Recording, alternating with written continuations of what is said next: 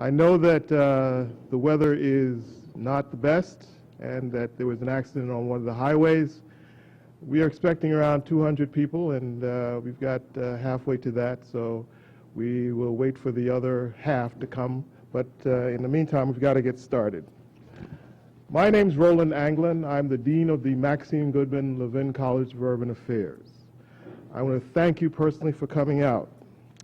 This is a symposium on wealth building in Northeast Ohio's communities of color. Now, I don't need to tell you that the possession and growth of assets is fundamental to so many things in American life. Assets can help start a small business, secure a post-secondary degree, purchase a house, and for many of us, passing along a legacy to the next generation. In all, the possession of assets allows us to live the American dream. But for too many communities, the rate of asset formation is low. In 2015, the Boston Reserve, the Federal Reserve of Boston, along with Duke University and the New School, did a study of wealth in the Boston Fed's catchment area. It found that white households have a median wealth of $247,000. This is the test. What do you think the median wealth of blacks and Latinos in Boston was? How much? It's close to zero, so you're pretty close. In a similar study for the Federal Reserve of San Francisco, they studied the asset gap, and they found that white households in Los Angeles have a median net worth of $355,000. In comparison, Mexican and blacks have a median wealth of $3,500 and $4,000, respectively. You'll hear more about that from our national panelists. But even so, even for many of us familiar with asset disparities, this was and still is shocking. This symposium brings together a group of national and local scholars and practitioners concerned about asset disparities with the hope that we can elevate the discussion of increasing asset development. We are here today to understand the challenges of asset building in Cleveland and surrounding communities. Now, that understanding includes how we define and measure assets, on how we construct an enduring framework and strategies for increasing wealth in low wealth communities. This is the journey that we invite you on today. But let me be clear, this is a gateway conversation. You have to tell us, the organizers of this symposium, if the journey should be extended. If you say yes, we will make it so. The Maxine Goodman Levin College of Urban Affairs is fortunate to work with great partners in putting this symposium together. When the idea was broached, all said, "We are in." These partners include Growth Opportunity Partners, the Fund for Our Economic Future, the Urban League of Greater Cleveland, Policy Bridge, Cleveland Neighborhood Progress, the Hispanic Business Center, Cleveland State's Division of Diversity, Inclusion, and Community Engagement, and Ohio State University's Cuyahoga County Extension Office. We know that there's so many other potential partners and co-sponsors of an event such as this. All I can say is this is just the beginning, and hopefully there will be many more opportunities to recognize the valuable work in which you are engaged. I want to thank you, the audience, for coming. There are many different individuals and institutions here today, elected officials, their representatives, their foundation officers, bank representatives, public, nonprofit, and private sector leaders, all interested and vested in this topic. To all I say welcome.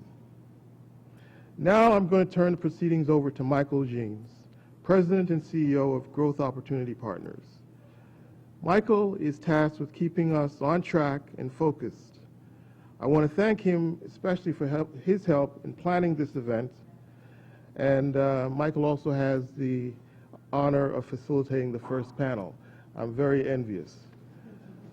But we're going to have a great deal of fun today, but also we're going to do some hard work in a very complicated topic. So Michael?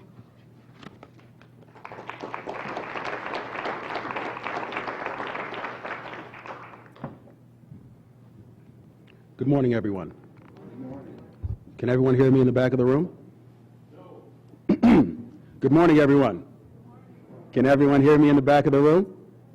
Very well.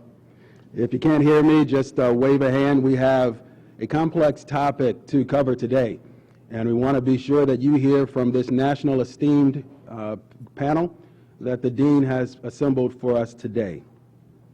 I'd like to begin by thanking Dean Anglin and the Cleveland State University, the college, Levin College for Urban Affairs, for provoking a discussion and providing a platform for each of us to wrestle with this matter today, this matter of wealth building in Northeast Ohio communities of color. I'm Michael Jeans, President of Growth Opportunity Partners.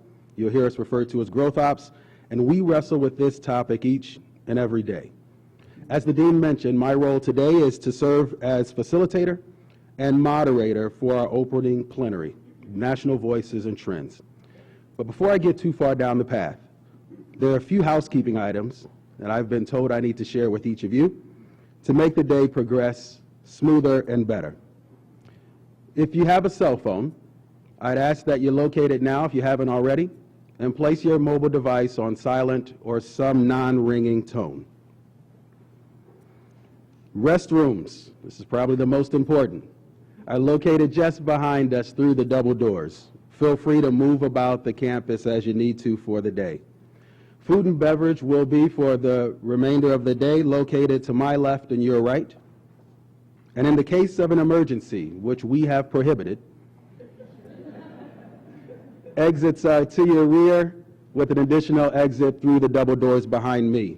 Should you need the double doors behind me in the event of an emergency, we ask that you bypass the aforementioned restrooms and get to safety outside.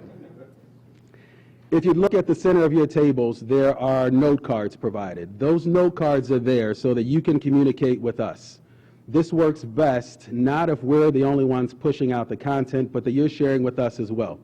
So throughout the day, should a comment or question occur to you, we'd ask that you pick up the note card, take note, and raise your hand. We'll have a volunteer retrieve the note card from you, and they'll get that messaging to us. If by chance we receive a larger number of questions than time will allow today, we'll be sure to facilitate getting that information back to you. So if you would list your name and contact record that we can respond to, we'll be sure to do just that. For those of you who are better at social media than me, I'm going to borrow some terminology from one of my colleagues. If you're going to twit,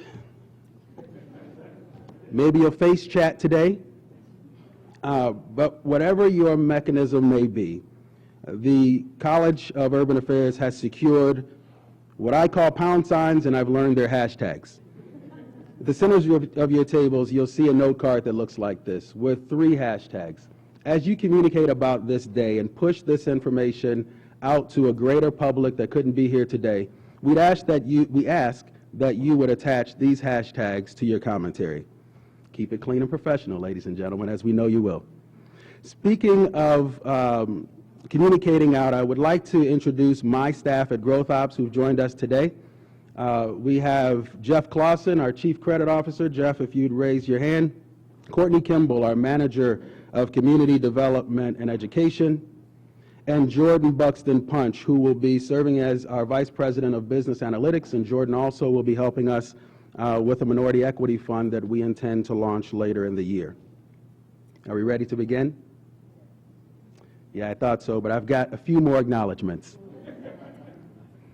The Dean has done a masterful job at assembling the content and the ladies and gentlemen who will help deliver that today. But none of us can get this work done alone. And so Aaron Volks, if you're in the room, if you can raise your hand. Molly Schnook, Mary Smith, Renee Kazis.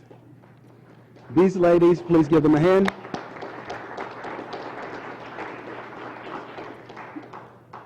It is for these ladies that we are here today, as organized as we are, you with warm food and cold beverages, and a content that we anticipate we will wrestle with throughout the day. So thanks again. The mission of the Levin College of Urban Affairs at Cleveland State University is dedicated to excellence in teaching, research, service, through active engagement in improving and creating opportunities for the citizens of Greater Cleveland region and the state of Ohio. At Growth Ops, we follow a similar trajectory. We advocate on a national, regional, and local level. We provide guidance on the financial services side and coaching. We deploy capital to LMI communities and create innovative products and solutions for the same. We have deployed over $3 million in Cleveland and Northeast Ohio's low and moderate income communities over the past 2 years, and we'd like to do a lot more of it. We funded the creation of over 350 jobs in the same communities. We focus on what we call meaningful wage jobs, which is important to the conversation we're having today. Those jobs have a path beyond living wage and at least one of the following: company-sponsored health care, paid time off so that men and women can take their children or their families or themselves to seek health care and not get dinged for their pay, or a company-sponsored retirement plan. The goal post today is to get to economic prosperity. There's not an economist's definition of prosperity which excludes wages or income. As Dr. Anglin so eloquently wrote in the preamble of your brochure today, the constants of wealth building include a capacity for individuals and communities to generate savings that can be turned into investment capital. And if those are constants in a mathematical sense, then the variables are perhaps societal influences. It occurs to me that while this matter of disparity is audacious and persistent, it begins in forms that mask themselves as non-economic or financial. They're subtle reminders for a young black or brown boy or girl to stay in his or her lane. A reminder of a pecking order well before they've earned their first dollar. It culminates into what is today a byproduct, which is wealth disparity. I could cite some examples, and I was prepared to do so, but since I'm the guy responsible for keeping us on time, we'll come back to that a bit later. So for now, I'd ask that each of you, as you hear the data and information presented, take copious notes. We want to understand how it filters through you. Apply a self-examination and be critical of each of us and how we found opportunity to succeed in our own daily lives. How we've earned, or perhaps not earned, the opportunities that we've had. And to help us unpack this more, the Dean has assembled an esteemed group of leaders who are entrenched in local, regional, and national landscape. I'd like to present to the group, and if you would approach the podium and take your seats, gentlemen, Tom Shapiro, Derek Hamilton, and Jeremy Greer. Tom is director of the Institute on Assets and Social Policy, professor of law and social policy, Heller School for Social Policy and Management at Brandeis University. Tom says it's important to get the people at the table now, the top of the day, who you want to have at the table at the end of the day. Tom has released a widely anticipated book entitled Toxic Inequality: How America's Wealth Gap Destroys Mobility, Deepens the Racial Divide, and Threatens Our Future. We have Derek Hamilton on the far side. Derek is the director of doctoral program in public and university policy, the associate professor of economics and urban policy at the Milano School of International Affairs. Derek is the author of numerous articles on socioeconomic stratification in education, marriage, wealth, homeownership, health, and labor markets. Thank you. And last but not least, we have Jeremy Greer. Jeremy's vice president at Prosperity Now, overseeing policy and research, along with executing the organization's advocacy strategies. Derek's going to provide a macro overview for us today.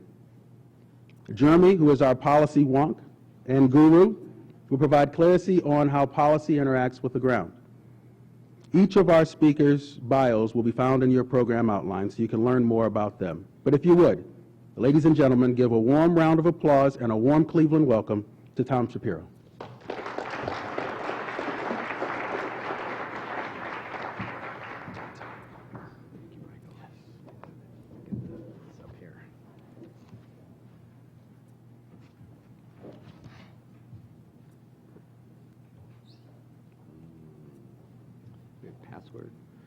So it seems the laptop is locked with a password.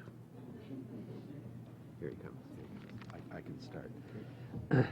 Good morning, everybody. While we're getting that straightened out, I want to thank Dean England and all of the co-hosts and co-sponsors for making not only this morning possible, but making a better tomorrow feasible for Cleveland and a model for the rest of the nation, and we really appreciate that. For the three of us on the panel, Derek, Jeremy, and myself, we want to come to you with a lot of resources, and we are going to present in a relatively short period of time this morning some evidence and some ideas, and what we ask of you is to maybe understand a bit that we are not just people that write papers or do testimony in Washington, D.C. The three of us, for a long period of time, have been very deeply engaged in social movements, advocacy, nationally, regionally, and locally. And so I hope you use us as a resource and understand that whatever is going to get off the ground in Cleveland has not only some history behind it, but there are a lot of other places in the country that have been at this stage before, and we can help, I think, a bit with what some of the better paths and what some of the more challenging paths look like in those terms. And then we want to throw out a challenge to everybody here. And the challenge is, as you listen critically to what we're talking about, take a look at the data, take a look at the evidence, take a look at the stories we're telling. And the challenge is how that helps you rethink the dedication to the work that you already have, and not just use it as another case-building plank. And ask, do we need to do our work differently? Do we need to reprioritize? What's the implication of this for all of us? So with that in mind, let me start.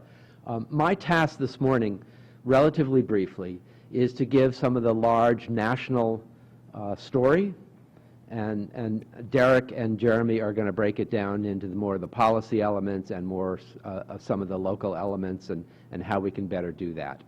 So what you've got in front of you is the most recent national data, and I've just put up the data, mostly African American, Hispanic, and white. Median net wealth, everything a family owns of material value minus all of its debts.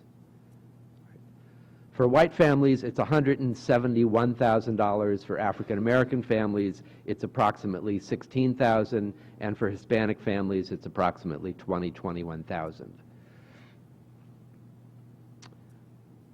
That should draw some gasps, because when we talk about income in the United States, the disparity between white and black median family income is about 60 cents on a dollar. And that's horrible enough. And we need to get on a path to something that's close to parity. But look at the ratios that are in front of us now. We're talking about what? We're talking about the average family right in the middle, half above, half below, African American family, having a dime in wealth for every dollar of wealth that median white family has. How do we think about parity in a situation like that? How do we move much closer to parity? So I want to break that down a bit because this is national data, and I want us to take a little bit, a moment or two to look at what's the composition of wealth look like and how that varies in white and African American communities. And what this data doesn't tell us is what's going on in Cleveland. It doesn't tell us what's going on in Ohio. And one of the challenges moving forward is for whatever comes out of this, I would urge needs to be evidence-based, needs to be data-based, and somebody's got to go about the task of figuring out what this data looks like for metropolitan Cleveland before people can really move forward. So let me talk a little bit about the composition. It's very simple. It's nothing we don't already intuitively know, but I'm hoping that the numbers help us structure the thinking a bit better. And I want to draw simply to a couple of the bolded yellows as we move across here. And I would start with retirement accounts. 60% of white families have retirement accounts, 34% of African American families. Right. That's not only a huge difference, it talks about what economic security is, not only now, but in our elderly years.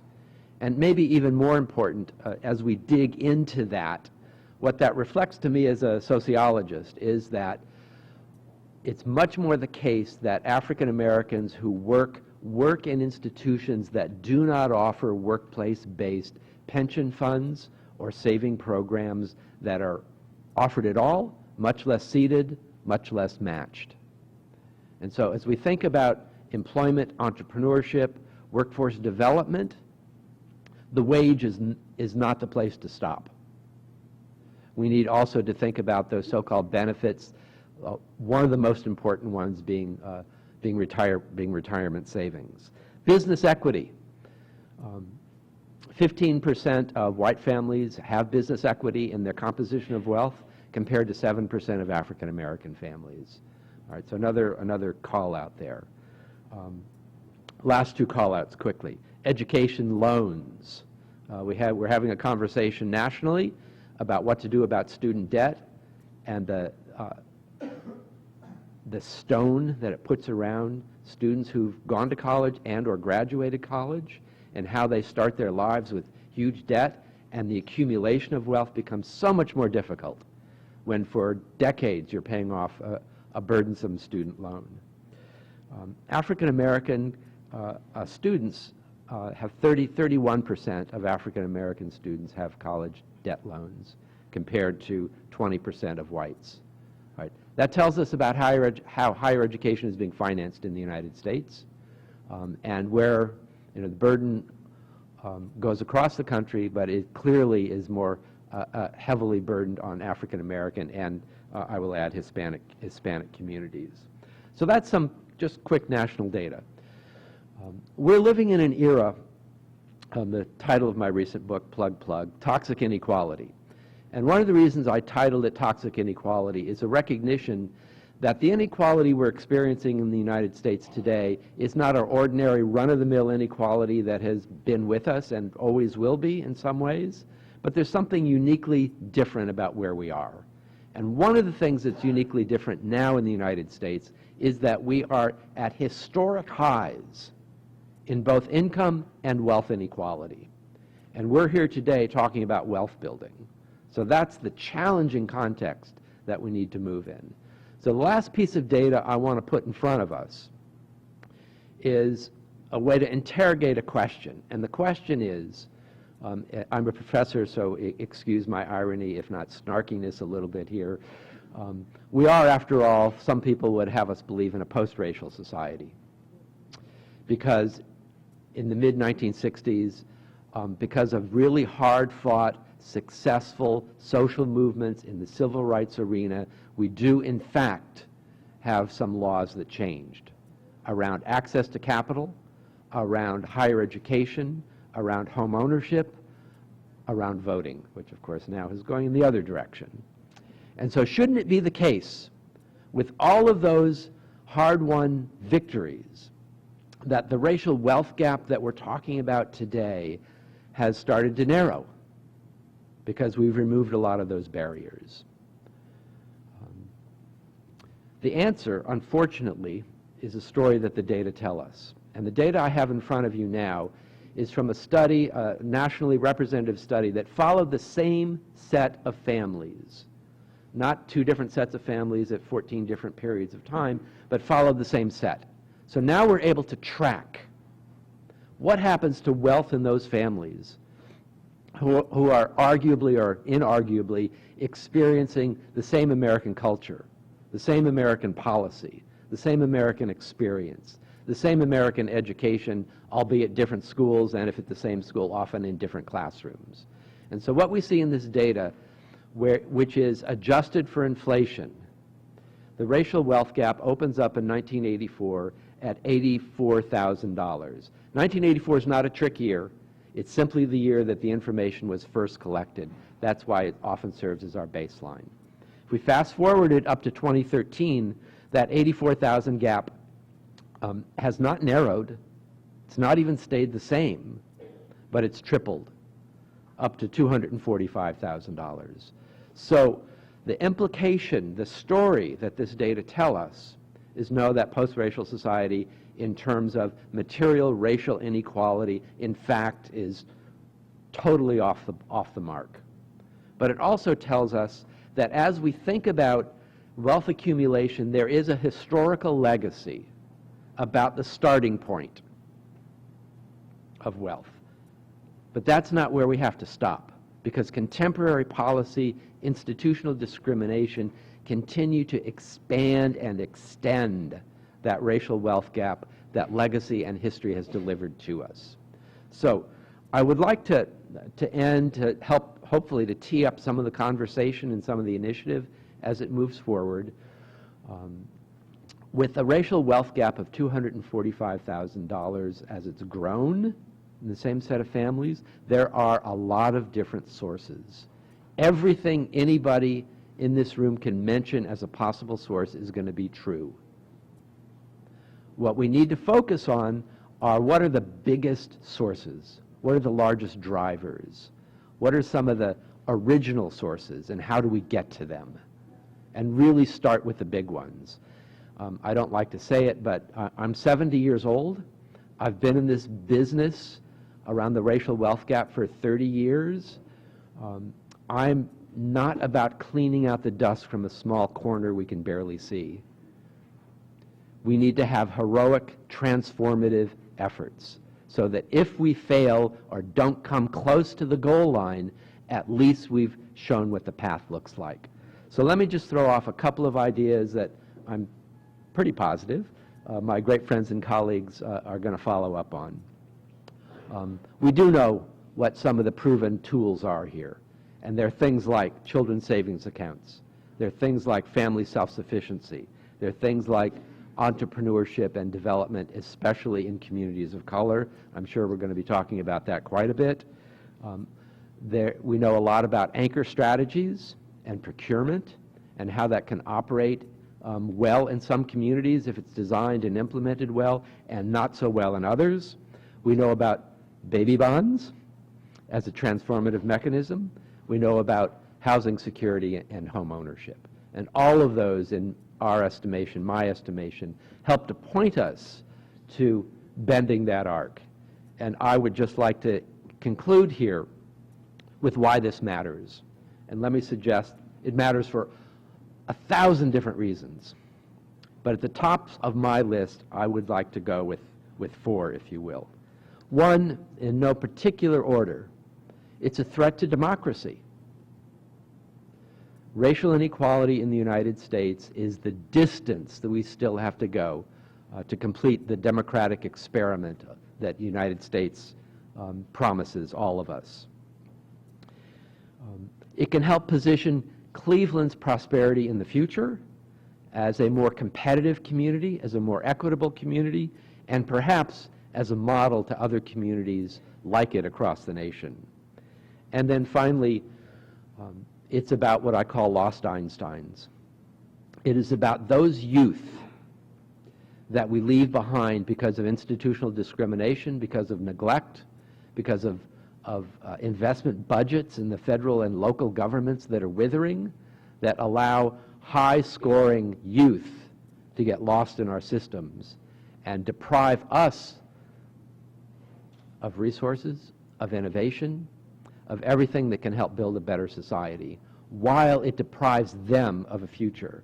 And if we're doing that to the smartest of our youth, we can only imagine what we're doing to the normal part of our youth that don't even have those advantages at the top. So thank you very much, and I hope I've not intruded too much on the time of my great colleagues.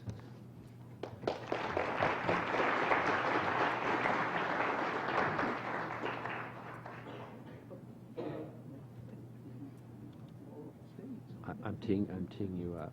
There you go. Thank you. It is an honor and privilege to be here and present before you. I'm going to go kind of quick because, as my colleagues know, I have too much to present and too little time to do so. But before I start, I definitely want to give a big, hearty thanks to Dean Anglin for putting this together and for inviting me. He's been engaged in this work for a long time, both as a scholar as well as a funder. So, he exemplifies, I think, the progress that we've made in this work, because at one point the word racial wealth gap wasn't even in our lexicon. We didn't even discuss it. So there was a great deal of effort to get us there, even to be discussing it at this moment. But without the long introductions, let me get into it. So across the globe, people live in environments of reinforcing inequalities, vulnerabilities, and obstacles to social mobility and political inclusion. These vulnerabilities are more pronounced for economically marginalized and socially stigmatized groups. The vulnerabilities disproportionately fall on women, blacks, and other non-whites. Their education, employment, and earnings are more precarious, and they tend to have more caregiving and financial responsibility. The popular French economist Thomas Piketty characterizes the growing worldwide context of structural inequality as largely locked in at birth, and as a result of that results from laws, policies, institutions, and economic arrangement. High-achieving black Americans, as measured by education, still exhibit large economic and health disparities relative to their white peers. The fact that blacks who live in families where the head graduated from college typically have less wealth than whites where the head dropped out of high school is indicative of what we might call a property right in whiteness. Other examples of property rights in whiteness would include Diva Page's study that demonstrates that white males that signal prior incarceration have greater rates of employment callbacks than black males who signal no prior incarceration. And the fact that black expectant mothers who graduated from college have a greater likelihood of an infant mortality than white expectant mothers who dropped out of high school. In terms of economic security, wealth provides both the beginning and the end. It provides the financial agency over one's life. Simply put, wealth gives you choice. It provides economic security to take risk and shield against economic or other financial loss. As Tom pointed out, we know the top 10% of households own about 3/4 of the nation's wealth, while the bottom half of households own only about 1%. I think that's a novel way of thinking of the 1%. But what's important for today is that race becomes a stronger predictor of one's wealth position than class itself.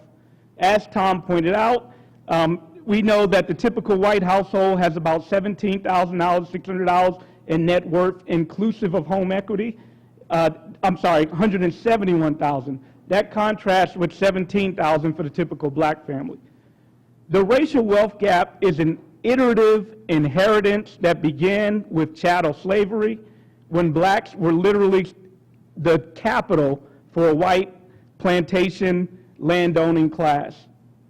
Nonetheless, much of the framing around wealth disparity, including the use of alternative financial products and services, focuses on poor financial choices and decision-making on the part of largely black, Latino, and poor borrowers, which is often tied to a culture of poverty thesis regarding some undervalue or low acquisition for education.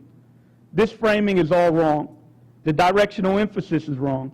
It is more likely that meager economic circumstance, not poor decision-making or deficient knowledge, constrains choice itself and leaves borrowers with little to no other option but to attain and use predatory and abusive alternative financial services.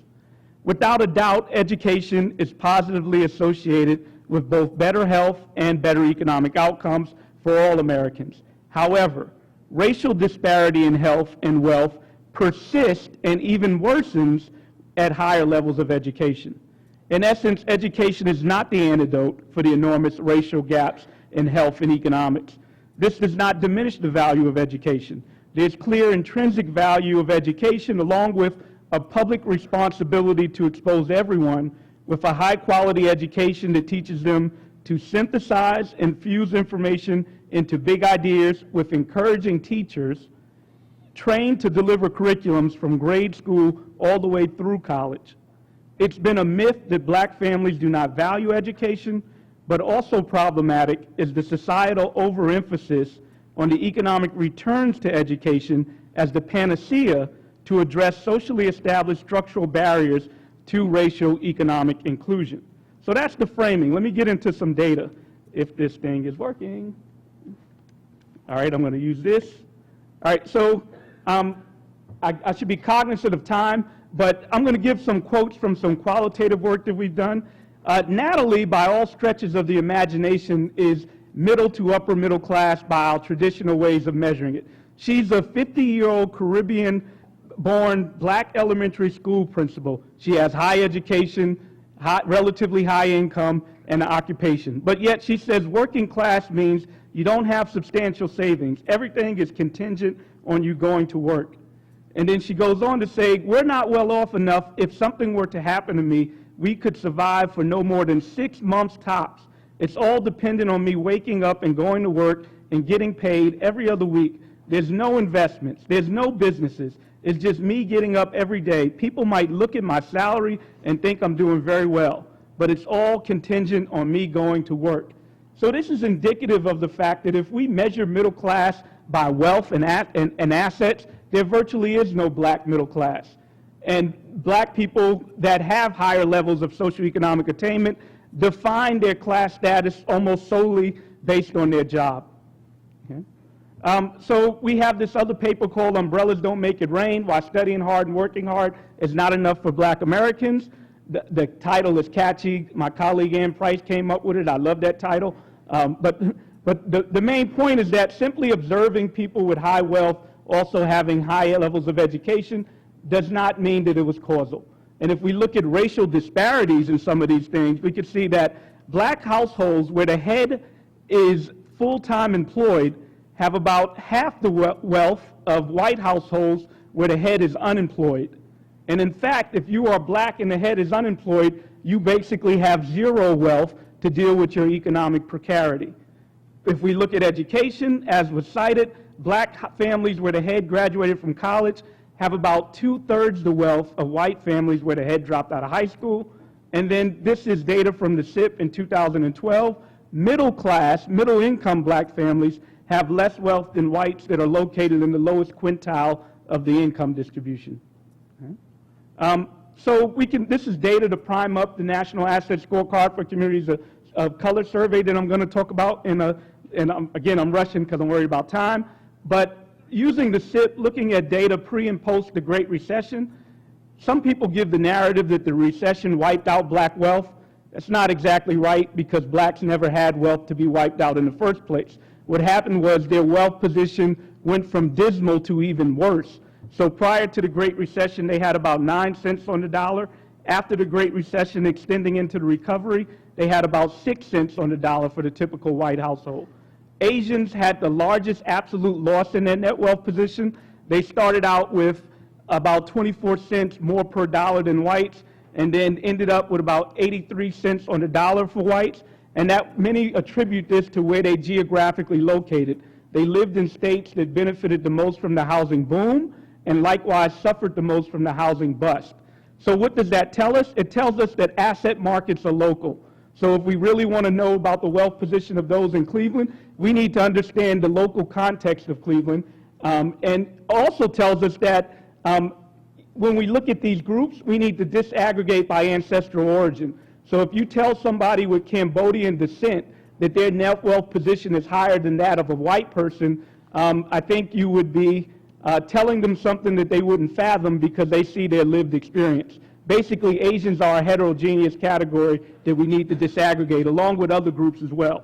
So that primes the National Asset Scorecard for Communities of Color project, which I've been working on with my colleague William Darity at Duke University. And basically, we went into various cities. We have data from LA, Miami, Boston. Dean England cited the Boston study earlier as well as the LA study. And we have Tulsa, Oklahoma, and Miami. So we chose these cities to get geographically dispersed populations that were ethnically plural intentionally. And through this study design, we're able to come up and address a lot of narratives, which I won't have time to present and complete today, but maybe I'll come back if I'm invited and give you more details. But the more recent study that we collected was in Baltimore.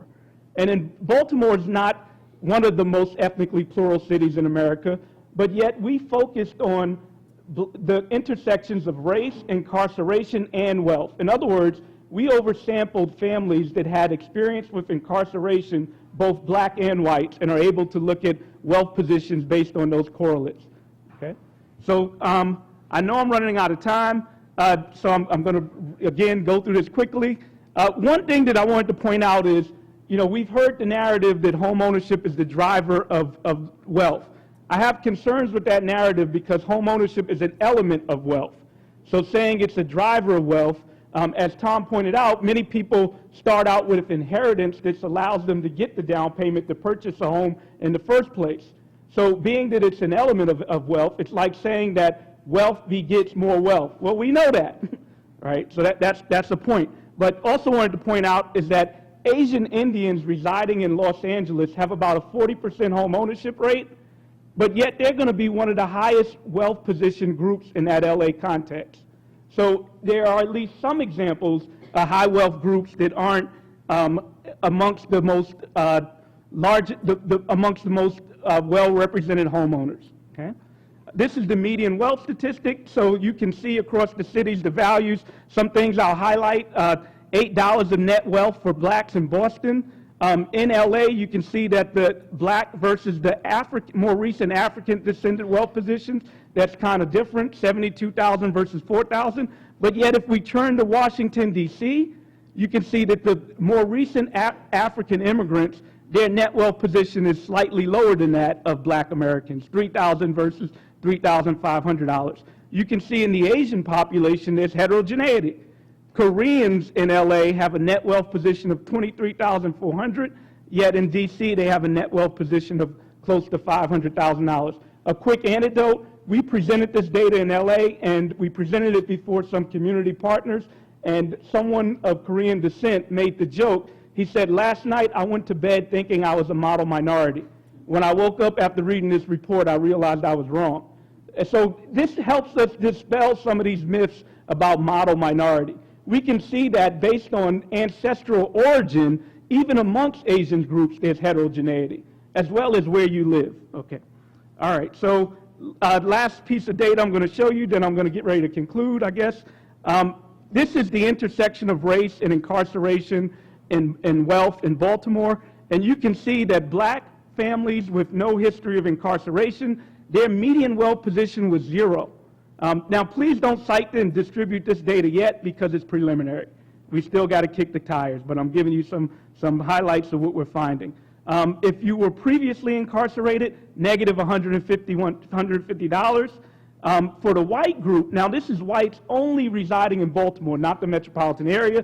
Their net wealth position is $125,000, and then incarcerated whites, $2,100. So what do we see? Incarceration is bad for everyone in terms of their wealth position, particularly for blacks. But the gradient between whites who've been previously incarcerated versus those that haven't is large. For black people, it's not so large. So this also feeds into this narrative of even when blacks play by the rules and do all the, quote, right things, they still end up in a not so good position in the most paramount indicator of their economic security, which is wealth. So these are the lessons. Again, I'm kind of worried about time. So unless I get a signal, how am I doing on time? I'm okay?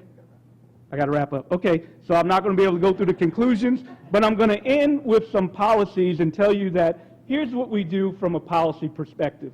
This is how we handle what people might call surplus populations, policies that are deemed to be unemployable, a malice on society with regards to crime, a drain on fiscal budgets. Here's how we handle poverty. whoops, I don't know why I did that. Somebody's telling me to wrap up. Examples are the British Poor Laws. We do income maintenance programs, not trying to elevate them out of poverty, but maintain them. Social isolation, basically segregation. Military conscription. Mass incarcerations. Policies aimed at fertility and family formation. And then social experimentations. We're quick to do things like move into opportunity. We're quick to do things that are more seedy, like the Tuskegee syphilis experiment. This is how we handle poverty.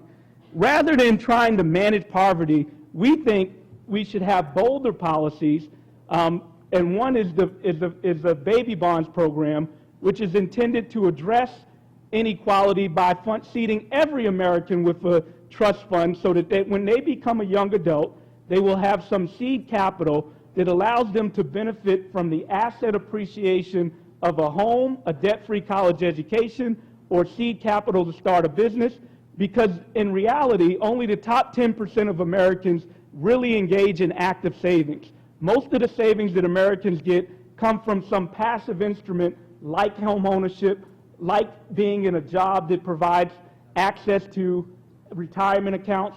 So what we intend to do is give every American an opportunity for economic security through asset security via child trust funds that are set up at birth. Stop it.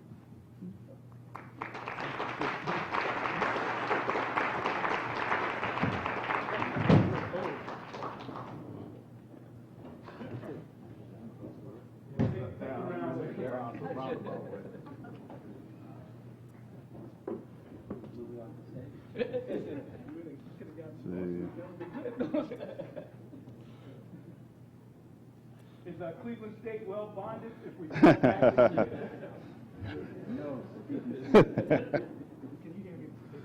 Oh, yeah. So, again, I'd also like to thank Dean England, Cleveland State, all the sponsors for inviting me here. It's always a joy to come and talk about this topic, particularly with Derek and Tom, who we've been, as Tom said, we've been working for a long time on this, and do really want to get our hands dirty and work with folks in the community to try to solve this, this critical problem.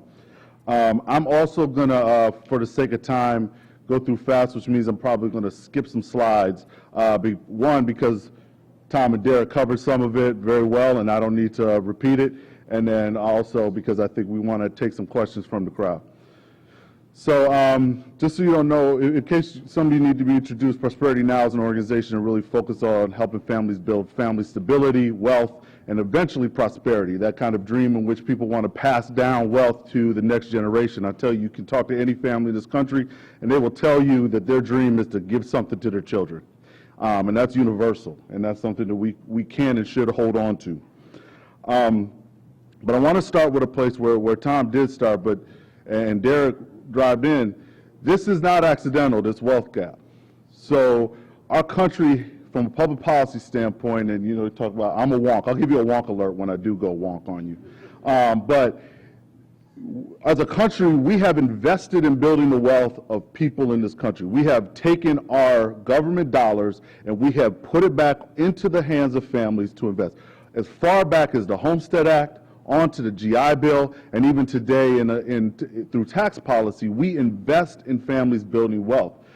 The problem for households of color is simultaneously we have had discriminatory laws, racist laws, just as Derek talked about, that have blocked people from getting access to those exact wealth building boosts. So no one in this country has pulled themselves up by their bootstraps without the work of the federal and state governments. Nobody. So what happens is this wealth goes out and we hold people back from participating in that wealth building, which has got us to the place that we are today.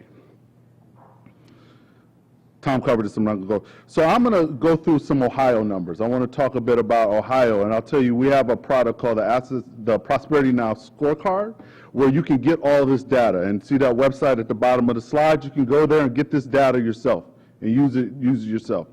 So in Ohio, you can see this wealth gap of net worth. Net worth at the state level is about $70,000.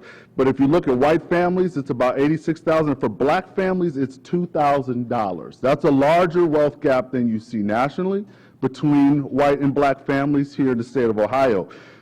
Over 30%, almost 40% of blacks have zero net worth in the state of Ohio. That means they have no assets whatsoever. When you look at asset building, the components, as we talked about, that drive wealth, or not drive wealth, contribute to wealth, I'm going to amend that from now on. You see home ownership rate is much lower for blacks than it is for whites, but look at business values. Look at the gap in business values. They're incredibly wide here in Ohio and incredibly wide across the country, with whites having over $500,000 in business value on average, where blacks having a little over $100,000. But if you dig in deeper at the local level, just looking here at Cleveland and look at some of these same statistics, you see a similar trend. You see gaps between white, black, and Latino wealth. Again, the Asian wealth is not stratified, so it doesn't tell the whole picture, as Derek mentioned. And you see that's really the same numbers, pretty similar numbers on zero net worth, people with no wealth at all. And then when you look at those asset categories, those two asset categories of home ownership, rates are pretty similar, but look at business value in Cleveland. It's even wider than it is across the state, with white business owners averaging almost $1 million in wealth, with black business owners having less than $40,000 in wealth. So again, not a silver bullet. None of this is a silver bullet, but just looking at business value, you can see how for those business owners, there could be there's a lot of room to increase the wealth of those folks. I'm going to go through some data that we put out two major reports around the racial wealth gap, really framing the racial wealth gap, called Ever-Growing Gap and Road to Zero Wealth. And I want to talk about some findings in Road to Zero Wealth. What we did was we really wanted to break down wealth, and we wanted to pull out durable goods. So when you see the national net worth numbers, what's in there are assets like a business, a home, a retirement account, things like that, stuff that Tom talked about, but also in there is like your car, major furniture expenditures. So things that are not asset building, they're durable. Your car is going to break down on you someday. So it's not really an asset. So we strip those things out. And what you find is similar trends, but one thing that was alarming is a larger proportion of wealth for households of color is tied up in those durable goods. More of their wealth is in their car and some of those things that are not asset generating wealth building. The other thing that was alarming to me is when you look at black wealth in 1983, it was higher than it is today when you pull out those durable goods. So black wealth has gone down over time rather than even flatlining as it does when you look at the national, when you include the durable goods or the non-durable goods. Another point of emphasis that I wanted that piggybacks on what's been presented already is that we can't think of middle class in the sense of income when we talk about people of color. Because when you look at what would be considered a middle class income for an African American nationally, they actually have less wealth than someone that would be considered a low income white. So we have to reframe the way we think about middle class, and it goes exactly to the point of the woman that Derek talked about. This is what we're seeing nationally as a trend. That is not an anecdote. It is something that we're seeing in the national trends. So now I'll give you the wonk alert. So when you talk about this problem on Capitol Hill, you talk about this with members of Congress. I'm sure if you talk about it with people in the Ohio legislature or even in the city council, they say, well, we don't have the money to solve this problem. And I'll tell you we do. Because we, again, today are still investing in the wealth and assets of people in this country to a tune of $677 billion every year, almost $700 billion every year, through our tax code, we spend money giving tax breaks to people by spending, giving them money through the tax code to help them build their wealth and assets. We do it every year. And we even went forward and are doing it more. Of that $677 billion, the top 1% of taxpayers get more than the bottom 80% of taxpayers combined. So we're taking that money and we're giving it to people that already have wealth, already have a lot of wealth. So if someone comes and says, well, hey, we don't have money for baby bonds. Yes, we do. It's right here, right in the tax code. That's where you find the money for baby bonds. And if you look at the Ohio code, I haven't, but I'm willing to, I've looked at enough state codes, I'm telling you, it's probably the same. Most of the tax benefits through the Ohio code, I'm sure, go to the various wealthy of Ohio's taxpayers. If you look at that in in dollars and cents at the federal, millionaire got about $160,000, where a middle-class family or working family got about $266 back on the tax code. If you look at the Trump tax code, it makes it even worse. Increases the tax cuts for the richest 0.1%, almost $200,000, while a working family gets about $60 back from the tax code. And what I didn't put here with the Trump tax plan, there will actually be a decrease in the later years of the plan that just passed for working families. They'll actually pay more taxes. So I'm going to tie up and touch on something that Tom talked about earlier. So there are ways the communities are entering into this conversation to really do a wealth analysis as they think about the solutions, policy or programmatic, that will impact their communities. So we've done some work in Baltimore, Chicago, Miami, New Orleans, and we're going to start doing some work in Wilmington, Delaware, and Dallas, Texas, really helping communities put this kind of racial wealth analysis over their solutions. So they think about the solutions they come up with through a lens of closing or attempting to close the racial wealth divide. So an example of this is if you look at we've helped them to create some of these maps. So in Baltimore, for example, on the left, they have a huge issue around vacant properties. So we work with them to overlay the homicides in Baltimore City, which is something that the city was really focused on, wanting to do something about, and where the vacant properties were. And what we found is it is eerily closely a one-to-one match of where the homicides are in Baltimore and where they have a concentration of vacant properties. And really all of this is, and this is something they intuitively knew, but what it is it arms them with the data to go to policymakers and say, look, we want to do something about vacant properties because we want to build the wealth of people in the community, we want to sell those to other people in the community, but also we want to solve this problem of homicides that you all want to solve and we want to solve together. So really arming communities with the data that can go through a racial lens really can have a powerful effect in really changing the dialogue in communities. So I'll stop with that. I look forward to your questions. Again, thank you for having me here. It's been really great.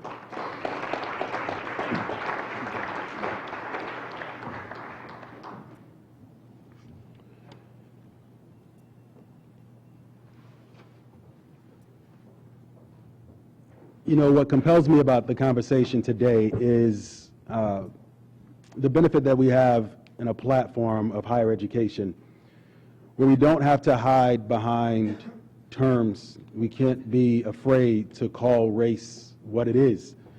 And if we're black, we're black. And if we're Hispanic, we're Hispanic. And if there are disparities, we can call them as they are. If we've got any shot at remedying the condition, if we've got any chance at this, it's got to begin with a room of people like those who are assembled here who care. And we have to be able to have an honest conversation of what was and what is, if there's ever a shot at prescribing what we can do to change the condition that now we're seeing more data to inform what some of us have supposed, what some of us have felt individually, and some of us have had empathy for those who we know who have lived in these conditions. The purpose of this dialogue today is to begin with fact and data to inform how we might think about this condition of wealth and perhaps the absence of it for persistent absence in certain communities of color. We won't lament the condition because we want to get to a place where we can start to think about how the data informs solution. But if it's uncomfortable, it should be, right? Regardless of our color, if we're comfortable, we've missed something. If we're minority, if we're African American, and we've pierced through some of these income barriers, and we're comfortable in this discussion, something has gone terribly wrong. If we have been afforded to provide for our families and don't have empathy for those who want no less than us, whose children deserve no less than ours, a chance to learn and apply and achieve, then what are we really doing? So as you hear the conversation today, we don't want this to be doom and gloom. We want us to be able to wrestle in an academic environment on what is and know that we're wrestling with facts so that we're not convinced or compelled otherwise. This isn't about what one feels or opinion. This is what is and what has been. And if it were random, if outcomes like that could be produced as consistently as they have been on a random basis, then more of us would be running companies with no one at the helm. Those outputs don't occur on their own. And so the compelling question for us as we move through the day, and I hope you're taking notes on these cards, is what will we do about it? When our children look back on this day, what will they be able to say about our participation around this condition of persistent poverty? We open the floor and the microphone up to questions. I'm not sure if you had a chance to write any down. I see a few cards here. Thank you.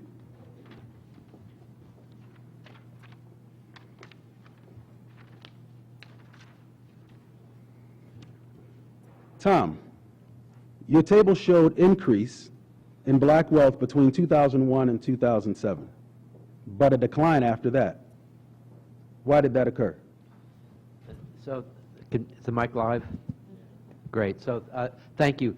So, the data before 2000, and the period right before 2007 reflects two things. One is the growth in income and savings at the end of the 1990s, where in fact we, because of a hot economy, a low unemployment rate, wages actually came up a bit, and so as a positive sign, we see wealth accumulation in all communities, even though the rate of accumulation still is disparate.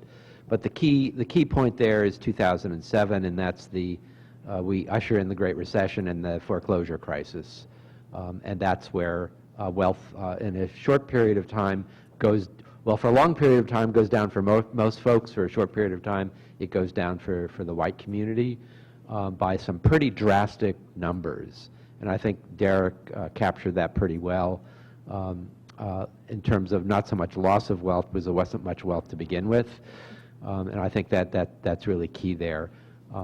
But what goes down there is essentially housing values, folks that had retirement savings and mutual funds. That's where that was eaten up. And then finally, it was eaten up with emergency funds. For all those folks that became unemployed, or hours were cut back, or wages were cut back, what they had to do was either go into their meager savings accounts, which we know from Jeremy's data were in fact meager for most folks to begin with, or start to put necessities on credit cards. And so you see the dip in wealth at that point. Thank you, Tom. This question is for the group. Any one of you can tackle this one. Do we have policymakers and advocates in place to drive the shift changes that are required to make impact and drive real results? I'll start us off there. Not enough. We have some. I think Ohio's a good place to start. Sheriff Brown has been a champion of things like the Earned Income Tax Credit, been a champion of things like children's savings accounts. So there's a good place to start here in Ohio. But what I'll say is we have too much of the kind of idea in the kind of policymaking world in which they have a perspective on poor people is that, well, poor people can't build wealth because they can't save. Maybe they're not going to be ready to be homeowners. And that's a narrative that we need to change.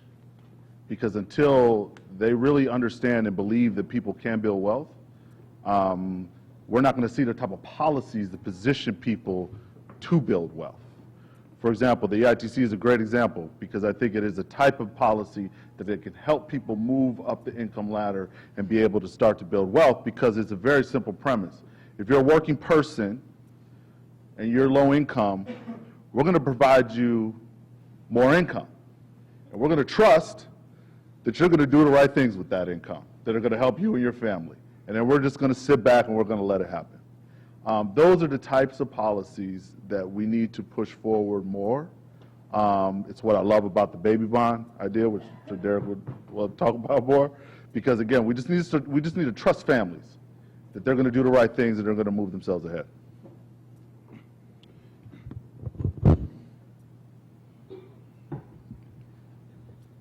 So, I think we need bold, transformative policies. I think the problems are bold, and we really need to transform society. The question was, do we have policymakers out there that are putting forth bold initiatives? I'd say yes, and they're building. And perhaps some irony with the current administration, which is probably not likely to put to bear some of the policies we may be describing in terms of bold. It is emboldening some individuals on the other side of the aisle. I'd say that my colleague William Darity and I have talked about a federal job guarantee, for instance. And that policy is intended to literally end working poverty, to literally end involuntary unemployment. And there's many attributes that I can go into and talk about it, but I am conscious of the time. But I will say that several senators have at least spoken with us about it as an idea and are at least considering bringing it forth. In Cleveland, one could think about municipal job guarantees for certain communities. The government should provide a public option for jobs when the private sector is not able to do so. And the jobs wouldn't be workfare, they would be useful work, work that builds up our human and physical infrastructure. Imagine what we can do with elder care, child care, and other forms of adult care if we put resources into it. I'm sure you can go outside and see a lot of crumbling infrastructure for which there should be some federal investments, and not through trying to bribe the private sector with tax incentives, where there's no guarantee that the infrastructure will be built, or even there become issues of who owns that public infrastructure, but through direct hiring to put at least a floor on ownership. Let me just say a couple other things also. The baby bonds program is another one of those bold, transformative ideas that's starting to get legs and leverage. There have been more recently also. And this is, some people have said it's socialist. Actually, it's not. It is giving everybody, what do we know about a capitalist society? If a large segment of the population lacks capital, all that does is lock in inequality. The source of disparity is not one of savings, it's one of endowment in the first place. Wealth begets more wealth. It's having access to some capital at a key point in your life to allow you to purchase the appreciation of an asset over your lifetime. And again, we could talk about a home, business, debt-free college education, etc. So these are bold ideas that we need to build social movements with you all so that if not today, 5, 10 years from now, the ideas are out there, maybe we have a political moment that we can put them in place. We just have a minute or two left for questions. Derek, while you have the microphone, one of the questions was how would baby bonds be funded? Jeremy presented it already. I mean, we spend, I quote $500 billion. Jeremy said it was $620 billion. $620 billion is already being used to promote asset enhancement. Well, also, let me start off and say, why is it that we always are faced with the question of how will we pay for it? Do you know with that narrative that the government needs to balance their checkbook like a household does, is completely false. The U.S. government is a sovereign owner of the U.S. currency. They don't have to balance their budgets the way you do as a household. You don't own your currency, they do. But that said, even if we want to pay for it with current federal outlays, we spend upwards to $500 billion promoting assets already. And I don't have a problem with that dollar figure. The problem is to whom it's distributed. As Jeremy pointed out, the top 20% get the vast sums of that resource. The bottom 60% of households get something like 12% of that distribution. And if you're in the bottom 20%, I think you get $5 on average. So we can promote assets for all Americans in a more inclusive way, and baby bonds would cost only about $80 to $90 billion, which is about 2% of current federal outlays. Let me just chime in quickly here. So if I can maybe repurpose a phrase or two from Derek here. What we see in the tax code are subsidies. We somehow as a society can't narrate it and think of it that way, but they're subsidies, and it's a wealth redistribution to the top, from the middle to the top, and from communities of color to very wealthy families. And that's the way it really has to be narrated in that sense.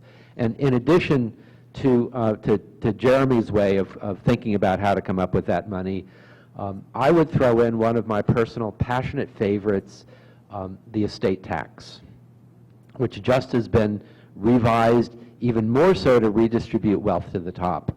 2 out of 10,000 deaths in the United States, 2 out of every 10,000 passings, those individuals or families are eligible to pay the estate tax. That's how insignificant it is as an impact on everybody we know. Yet, there is so much resources that we allow to be passed along that simply reproduce that kind of wealth inequality and is a prime mechanism to do so. And there's a lot of money there. I love the political symmetry here. Instead of passing along great unearned wealth, why don't we endow youth at the beginning so they're equal chances across the board? Many of the questions were around the subject of where do we go from here. I get the interest in how do we get past it. What are some of the solutions? What are the elements of prosperity? What are things that a single mom with 3 or 4 children on government assistance can do to find her way to prosperity? As we continue throughout this day, it culminates with a World Cafe. And it's in that cafe that we will address these very questions. You'll have a facilitator at the table who will help keep notes on the conversation, but will drive us to the prescriptions, however accurate we can get in one day. So I'm going to withhold those questions for now, and we'll segue into a brief break in a moment, but I want to share this. As we talk about wealth, it's not a 1 or 2 step process. What we've heard from our esteemed panel here is there are many parts to this whole.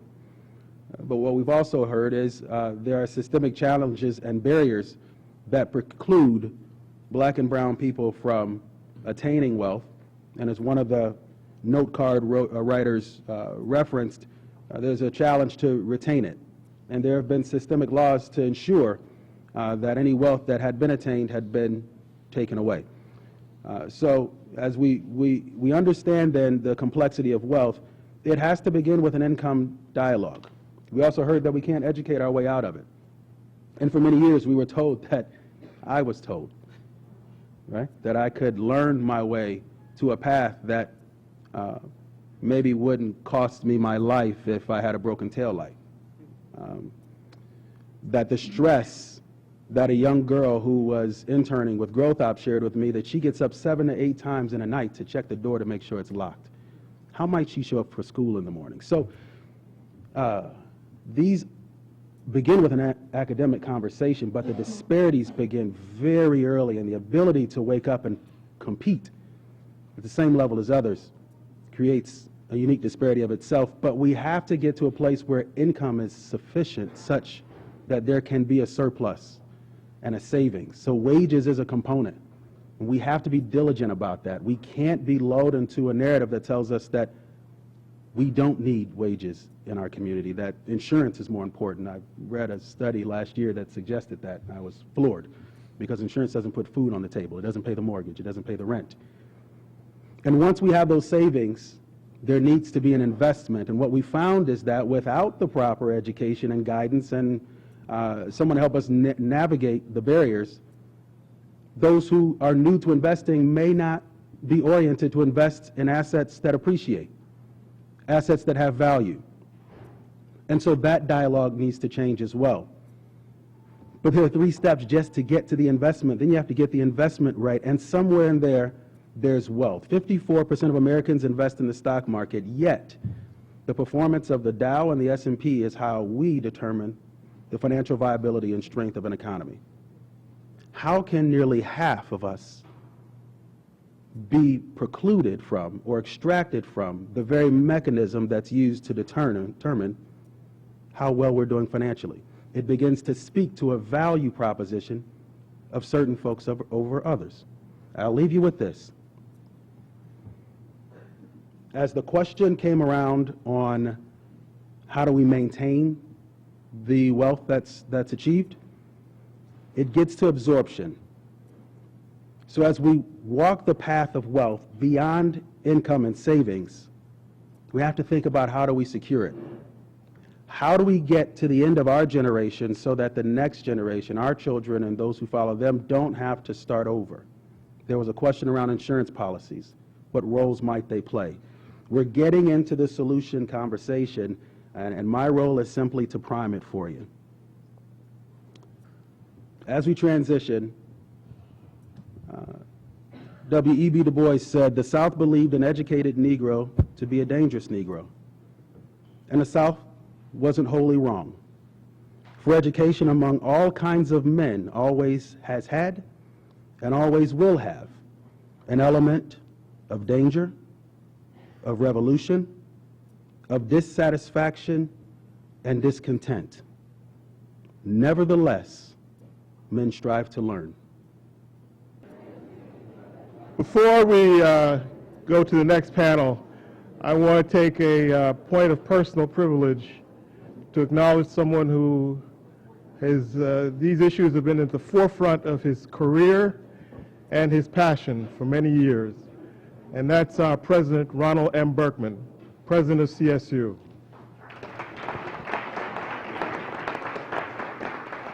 I want to thank him for taking the time to come and visit with us. I hope he likes the building. I understand he's going to be here much more frequently, so that's good for us.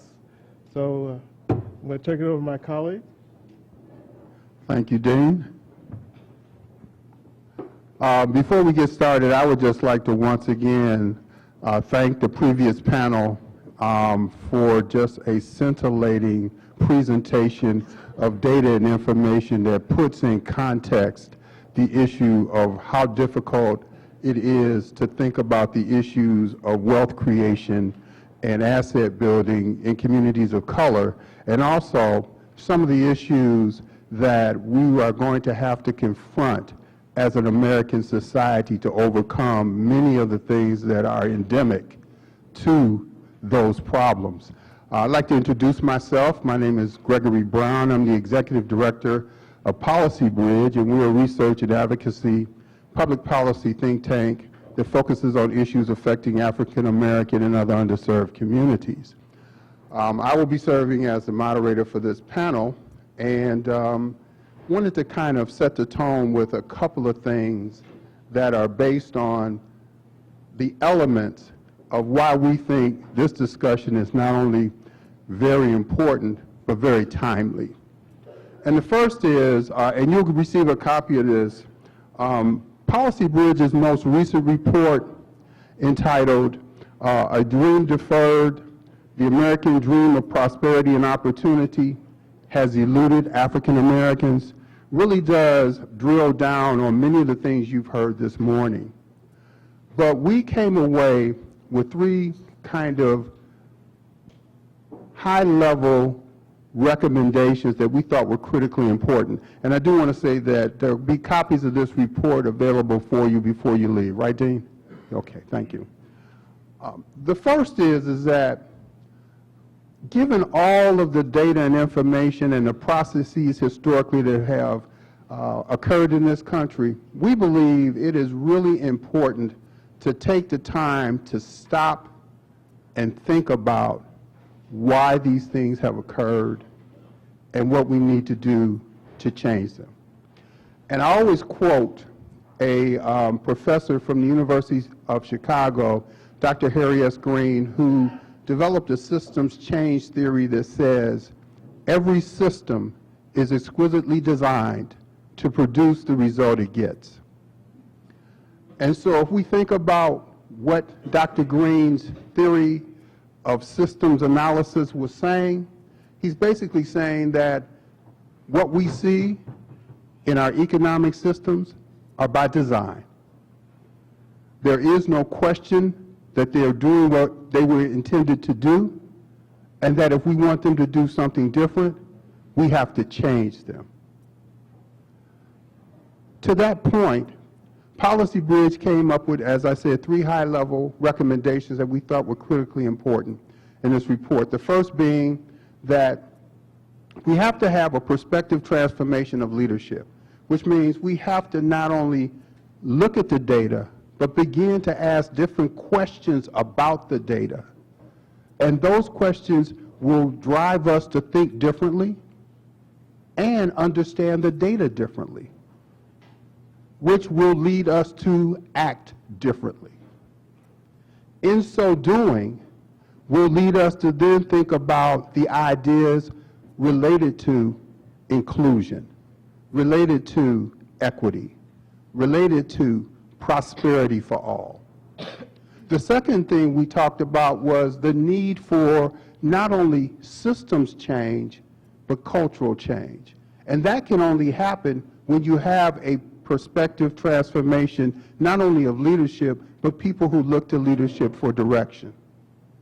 And last but not least, fundamentally, we start with the idea of inclusive economic development is not something that's off to the side, but becomes embedded in everything we do, the way we think about economic development and the way we think about driving a prosperous economy. So with those 3 things, we hope that you read the report. We hope that it drives questions. We want to be a little provocative, so there's some things in there that are certainly going to challenge people's assumptions about who they are and what they are. But part of becoming transformed is to look at what is and question the validity of that, not for just the sake of change, but because you have to ask yourself, is it really working, and is it really working for all of us? So now, moving to our panel today, it is my pleasure to sit on this stage with some local leaders who are really engaged in this work at the grassroots level, at the intermediate level, and also at the systems level. And I will introduce each one of these individuals to you in the order that they're going to present today. Once again, we ask that you use the cards on your table to identify any questions you may have about the presentations. And at the end of their presentations, we will present those questions and try to engage in some feedback based on what you hear. So immediately to my left is Richie Paparinen, and he's the director of the Center for Population Dynamics here at the Levin College of Urban Affairs at CSU. And Richie's going to talk about some contextual data that he was able to find and certainly try to bring this data piece even more closer to home for us so that we can begin this perspective transformation. To his left is Evelyn Burnett, and she'll be the second speaker. And Evelyn is the Vice President of Economic Opportunity at Cleveland Neighborhood Progress. And next to Evelyn is Janice Contreras. And Janice is Executive Director of the Northeast Ohio Hispanic Center for Economic Development. And then last but certainly not least is Gina Cheverine, and she is the Vice President of the Commission on Economic Inclusion at the Greater Cleveland Partnership. So with that, I'm going to turn it over to Richie, and we are certainly looking forward to this interaction and your feedback from what we present to you today. Thank you.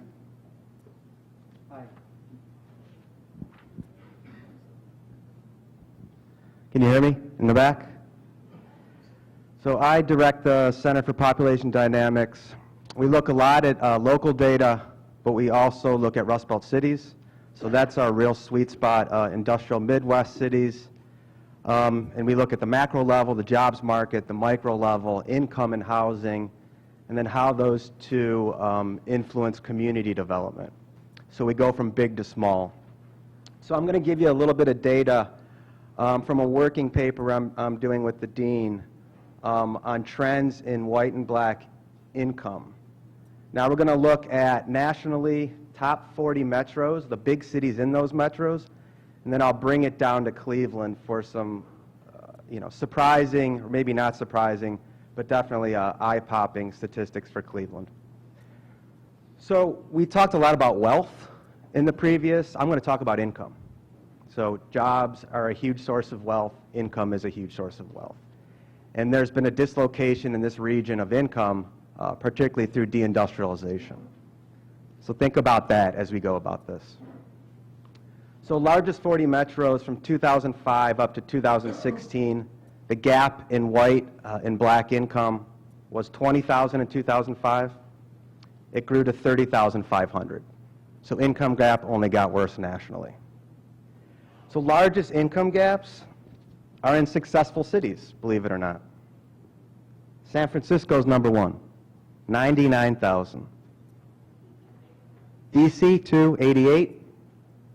Atlanta, 59,000. Seattle, 54. San Jose, 49.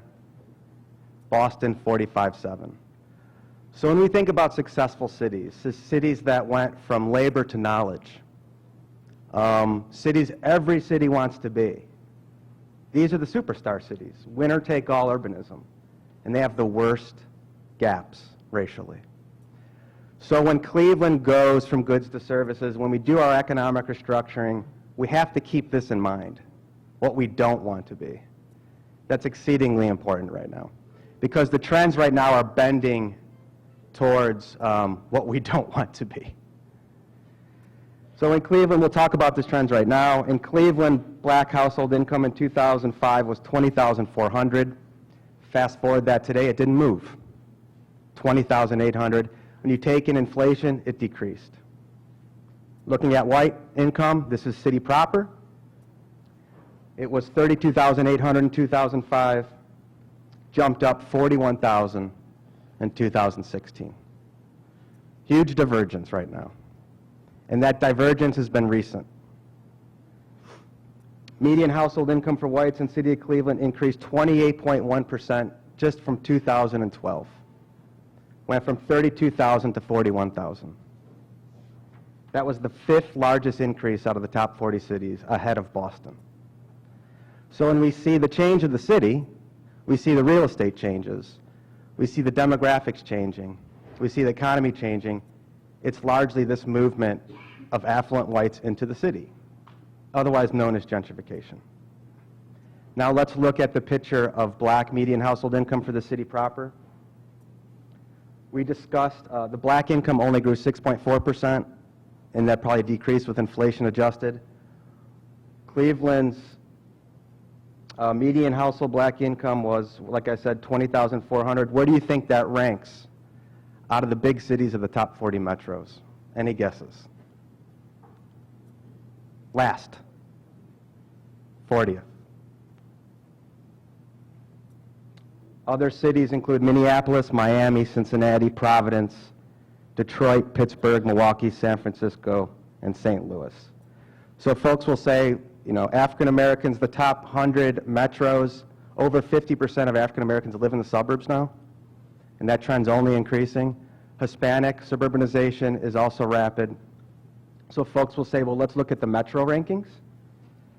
So the median income for African Americans is $29,760 for the metro. That's 39th out of 40. Milwaukee's 40th.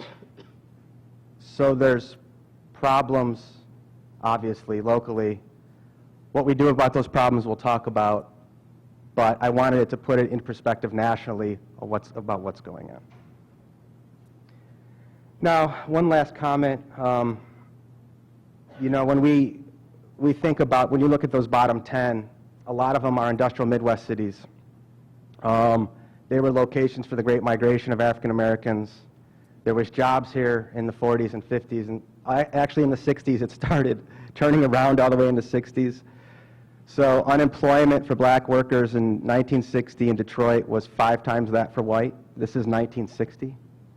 So the economic dislocation and deindustrialization for African Americans started decades ago.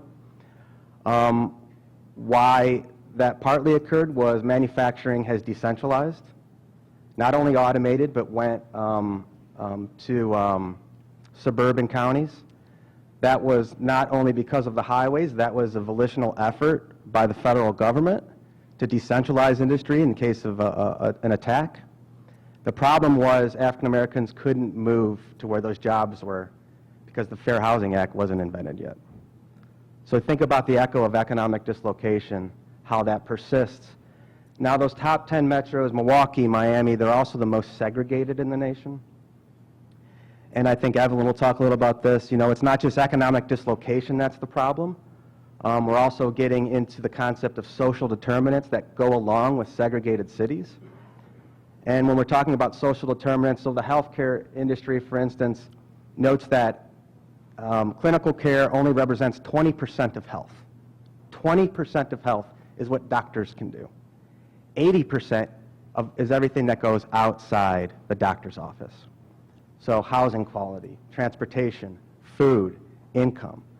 Education, 70% of what goes on in educational outcomes happens outside the classroom. So we really have to tackle social determinants to better health and to better educational outcomes. And one last point, and this is kind of jumping from data to a larger idea we have with a recent paper we called the healing economy.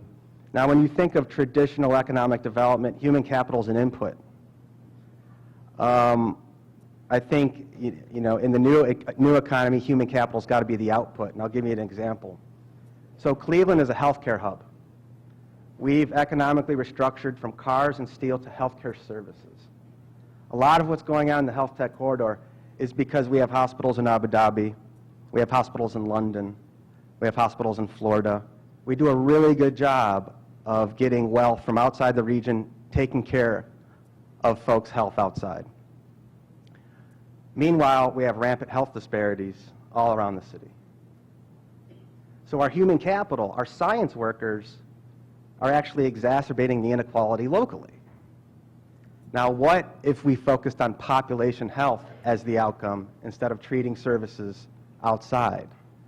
So think about if our healthcare industry actually took into account population health locally, and that was our output, that was our export, right? So instead of export being services for other people, our export could be human well-being of the local economy. So it's kind of the concept of collapsing economic and community development together, where the output is human well-being as opposed to what it has been, right? Disparities. So think about that idea of how do we export health? How do we export the well-being of our people? And how do we change our economy around that? So it's a big idea. There's actually some insights and action going around it. But that's the future. That's the only way to do it. The output from goods to services to human well-being. Thanks, Richie. So I just checked my cool gadget Apple Watch, and it says 1:33. My heart is sort of racing because the gravity of this topic, and mostly because I don't want to curse also. That would really embarrass my mom. But I think, you know, kind of on a serious note, like, this is really serious what we're talking about here. If y'all have Fitbits on or, you know, Apple Watches or whatever, you should check them too, because your heart should be racing as well. Your blood should be boiling as well. And you should be really sort of motivated and driven to act, because these conversations are infuriating. And they're hurtful. One of the things I was thinking about trying to prepare for this, I was going to, try to come and collect some data and some numbers. Jeremy stole my presentation. I was going to do like the scorecard thing or whatever, so thanks for that. Really sort of ruined things a little bit. Okay. But it was really hard to prepare, right? Because I think that like we know this stuff, right? I think it's important for us to get together and remind ourselves of, some of the specificity of these numbers and the direness of these numbers, but it's not new information, right? We've lived this our entire existence in this country, and as we continue to sort of climb the ladder, quote unquote, I think that we are allowing ourselves to get to this delusional place where we see like folks like us in the room and we're looking good and smelling good, but the truth is we're not doing fine, right? Like these statistics that we're seeing, this is America, right? We heard about the threat to democracy, and I agree. I think that we're not taking this problem seriously in the way that we should. I had the privilege this year, the honor and privilege to travel for the German Marshall Memorial Fund to Europe, and it was a lot of interesting things that you hear when you're allowed to kind of immerse yourself in many other cultures for a month at a time. And I thought it was very interesting. There was a lot of dialogue about racism being sort of a UK and US only problem, and we should grab drinks to talk about that. I obviously disagree. But I do think that we have a unique racism problem in America. We have a unique problem here. I think that people are really afraid to talk about this topic. I checked Twitter, you all should too, that are on there. And someone asked a question about fear. And I think we're really, really afraid to sort of address our demons, and they are demons, right? Like the fact that we can sit in a room and continue to sort of intellectualize a problem this bad is sickening in some ways, right? And I think that we have to find some sort of collective will and individual will to really get serious about this problem globally, nationally, and certainly locally. There was a question about sort of leadership, and I think that the question was around political leadership. But I would push further, right? Just leadership in general, right? We're looking at this stuff over and over and over again. And I think what's worse is we're being paid to solve it, right? Most of us here are working in fields where we're supposed to be helping people. But year after year, we can read our annual reports or like go to our meetings and see disparities actually growing. That's the thing that sort of blows me away, right? Is that like these things are getting worse. And like we head off to a cocktail party and sort of, like pontificate about what's happening. And I think what, one of the things that I've been really sort of struggling with in our work is that I sometimes think that we've gotten really desensitized, right? We're in a society where 17 lives were lost, right? And we're having like a debate about whether we should do something or not. But then I think related, you can drive down Kinsman, and many of us only do that because chagrin turns into Kinsman, and you got to get to your destination, right? And we can look past literally everything that we're seeing, right? And forget that like there are lives behind the numbers that we're like kicking around, real lives. And so while they might not like end up on the other end of a bullet or end up on like people are living in unimaginable conditions, and we're driving past it every day. We're writing reports about it every day. And we're not acting. And I think that it is really important to question whether we have the stomach, whether we have the will to sort of address these problems that we know. And I think we know them well. I think that we're getting much more sophisticated about our research and our data, but locally, like what are we doing here? And so I hope this conversation, I could sort of go on and on and on, but I hope that this conversation, reminds us of the urgency. I wanted to say one other thing, just kind of as an anecdote. I was sitting in a meeting a few weeks ago, and someone was talking about sort of your stereotypical black male. and they were describing, this person that's unemployed and, goes back to get his GED, but really he's lazy and this and that. And I sat there and I thought, wow, like that's my brother.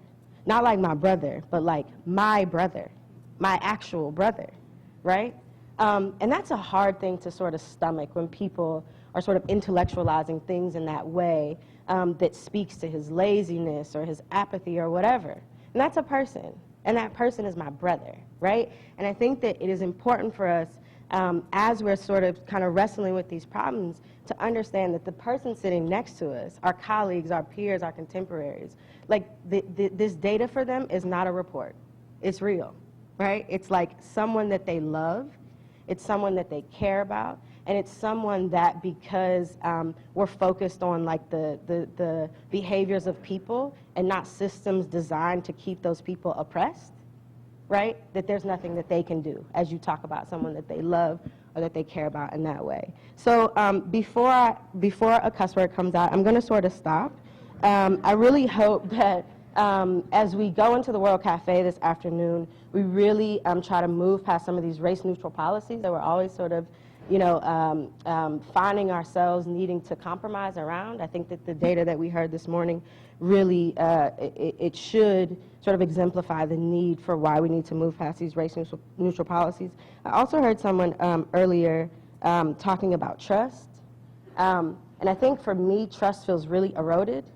It feels eroded when I sit with folks for whom I want to trust, but don't seem to take the problem as seriously as I kind of need them to.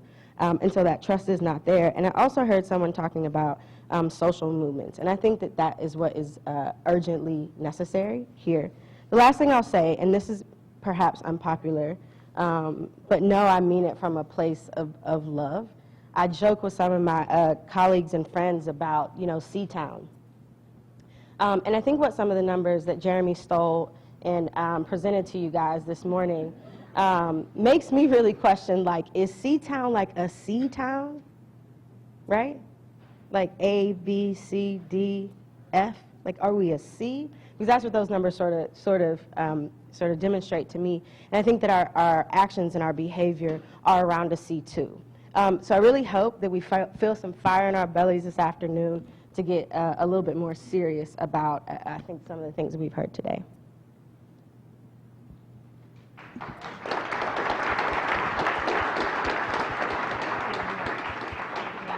I don't know if that was teed up or a hard act to follow, right? I will disclose that this work does get kind of lonely, so I have a few people that we get together and do our F-bombing and venting about this work so that then we could show up, in our communities and do what needs to get done.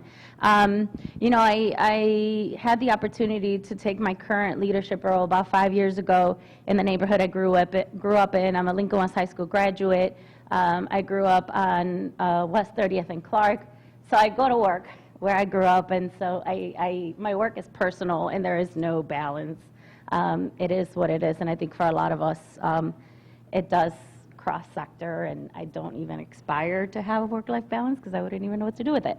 But anyhow, when I came on, and I was on the board of directors stepping off, and the best way for me to tell you about my work is kind of in my journey, because we've heard a lot of stats. But when we're having the Latino conversation, often actually the Latino conversation is not on the table. So thank you to the colleagues before me who actually include Latino and the Asian community, because racial disparity is not just a black and white conversation. And it affects Latinos, and it affects Asians, and it affects other communities as well. I often find myself being the only one in the room trying to explain or talk, sometimes outside of my capacity, to educate folks on the importance or the similarities or the struggles as well for the community. So I'll start a little bit just in Cleveland, and my focus is definitely very hyper-local to Cleveland, and I'll take it into the work that I'm currently doing in the Latino community. But, the Latinos have been in Cleveland. People ask me all the time, you're from where? Ohio? Like, where is that, right? And so I need to explain that we have this vibrant Latino community in the city of Cleveland. So yes, we do. And if you need to know where to eat or dance or get artwork, I will tell you, but pretty soon it won't be a secret. You'll have a place, and it'll be very clear to everyone. So that's the first piece, particularly a very Puerto Rican community. About 80% of Latinos in Cleveland and Northeast Ohio are of Puerto Rican descent. And that's because of the steel mills, right? So we talked a little bit about the industrial areas. So in the 1940s, my grandfather moved here because he was recruited to work the steel mills, and is the story of a lot of Puerto Ricans in Lorain and Cleveland. Fast forward, while a lot of folks are moving outside of Cleveland and Ohio, we continue to get Puerto Ricans in the region. We continue to get Puerto Ricans here in Cleveland. Obviously, last September with the issue of the hurricanes, that's become even more so. So you're going to see the dynamic and the population of Latinos in Cleveland particularly really shift and grow. As we get more into the work, again, I thought I was going to just work on a business center and a chamber of commerce, but then I found myself in this neighborhood, right, the Clark Fulton neighborhood in the near west side of Cleveland, in the midst of a lot of great development in the near west side of Cleveland, right? We have some neighborhoods that have experienced development. Unfortunately, that development hasn't been equal for everyone in the neighborhood. Displacement and gentrification are present every day. And actually, when the Puerto Rican community first came here, they lived on East 30th and Central. And little by little that, they became displaced and scattered and then moved to Ohio City. And then from Ohio City, we went a little out to Detroit Shoreway and then Tremont. And then now we're in the Clark Fulton. And there is nowhere else for us to go, right? This is kind of the last neighborhood left.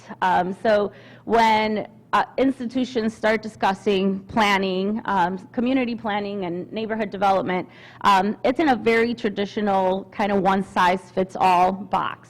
And it was a real awakening for our community 5 years ago, particularly within the conversation of the West 25th Corridor being one of the most important corridors in the city, and what would happen across the corridor being that it cut right through the Latino community.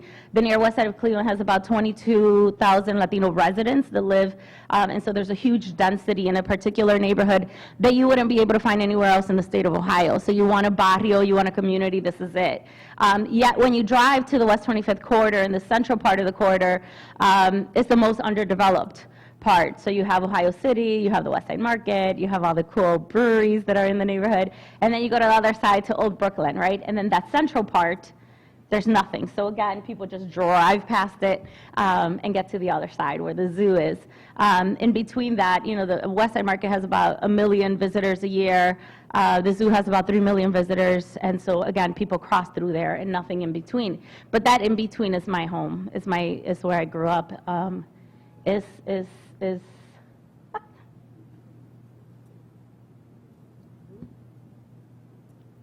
My work is personal, right? So within that, it has been the responsibility of a community to really wake up and figure out what we were going to do before we don't have a neighborhood. There is nowhere else, again, for the Latino community to go. And so with that, we've developed a redevelopment project. We've been working, pushing, advocating, a little fighting, right, to be able to kind of put a stake in our ground. It is about land. It is about ownership. It is about equality. It is about advocacy. And because we're not in a lot of tables, that voice is not there, right? It becomes black and white. It becomes, we don't have the resources. Derek mentioned that, right? They always say, well, how are we going to pay for it? How are we going to pay for this redevelopment project or your Villa or your Mercado or whatever ideas we come up with? And the second part to how are we going to pay for it is always, do you have the capacity, right? I don't think you have the capacity. You're this tiny organization, this little scrappy Latina, trying to organize. And I've just been really honest lately and saying, if you ask me about the capacity of most people, we'd say no, but we have to work outside of our capacity. If I worked within my capacity, none of this is going to change, right? We have to step outside of our capacity, and we have to, in other communities and majority organizations don't get asked that question. They don't get asked, well, are you going to have the capacity to do this program? Or are you going to have the capacity to manage this grant? I'm living outside of my capacity every day. And that is the way we're going to get it done. And that is the way we're going to change a lot of the outcomes that you saw today. And I will leave it there.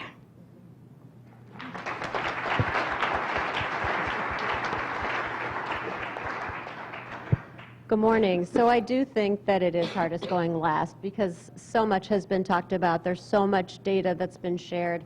It is stark data, and even hearing the personal stories about it, I had my notes too and what I was going to say. I'm going to veer from that and maybe not take my whole time, but I was driving here this morning and listening to the radio, and tomorrow is W.E.B. Du Bois' birthday, and 150, and they were talking about a concept that he had about a veil, right? And there's a veil that people of color can see out and see what's going on and have that lived experience, and that for white people, they either can't, won't, or don't want to see out and what's really happening.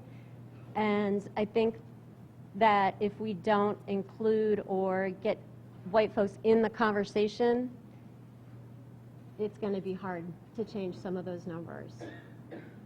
And so that would be my main message. It was not going to be what my message is, but I will back up and say that I do work for the Greater Cleveland Partnership. We're the Chamber of Commerce here in Cleveland. I work for a division called the Commission on Economic Inclusion, and what we do is try to engage the business community in this conversation. That isn't an easy sell to bring the corporate community into this and understand what their role is in making a difference.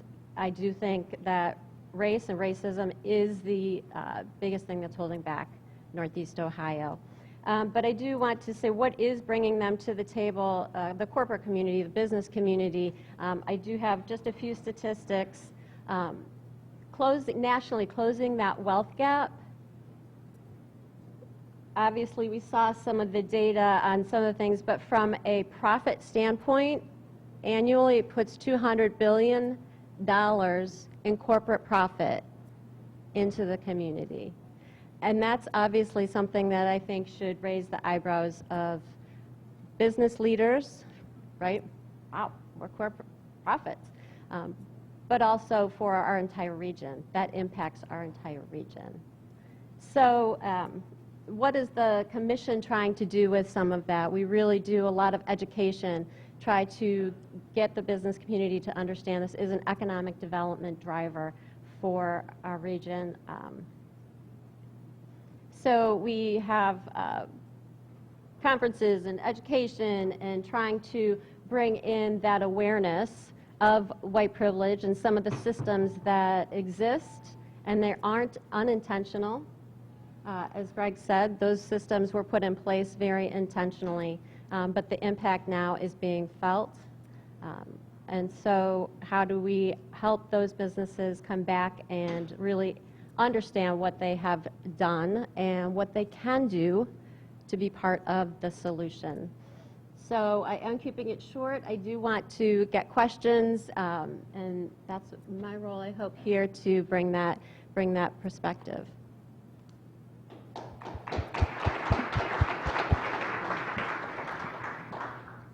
I think it's very interesting that a lot of what we heard today in the first panel was really putting some context around the data, and that what you know is that a lot of people are left-brain oriented, which means they need something that's rational or something that's quantifiable.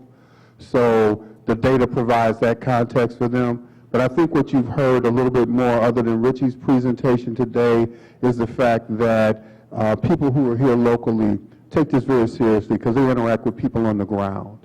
And they think about these not in terms of systems or approaches or programmatic interventions. They think about it in terms of quality of life of individuals who live every day and struggle to get by because the most richest country in the world has not figured out a way to be more equitable. I think that in the context of all that discussion and the serious nature of it, we certainly want to provide an opportunity to respond to any questions that you have. So I'm going to see Molly. Thank you. Okay.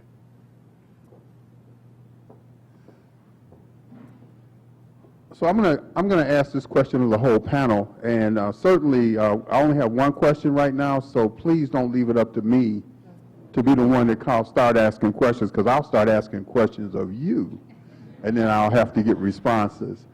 Question for the whole panel.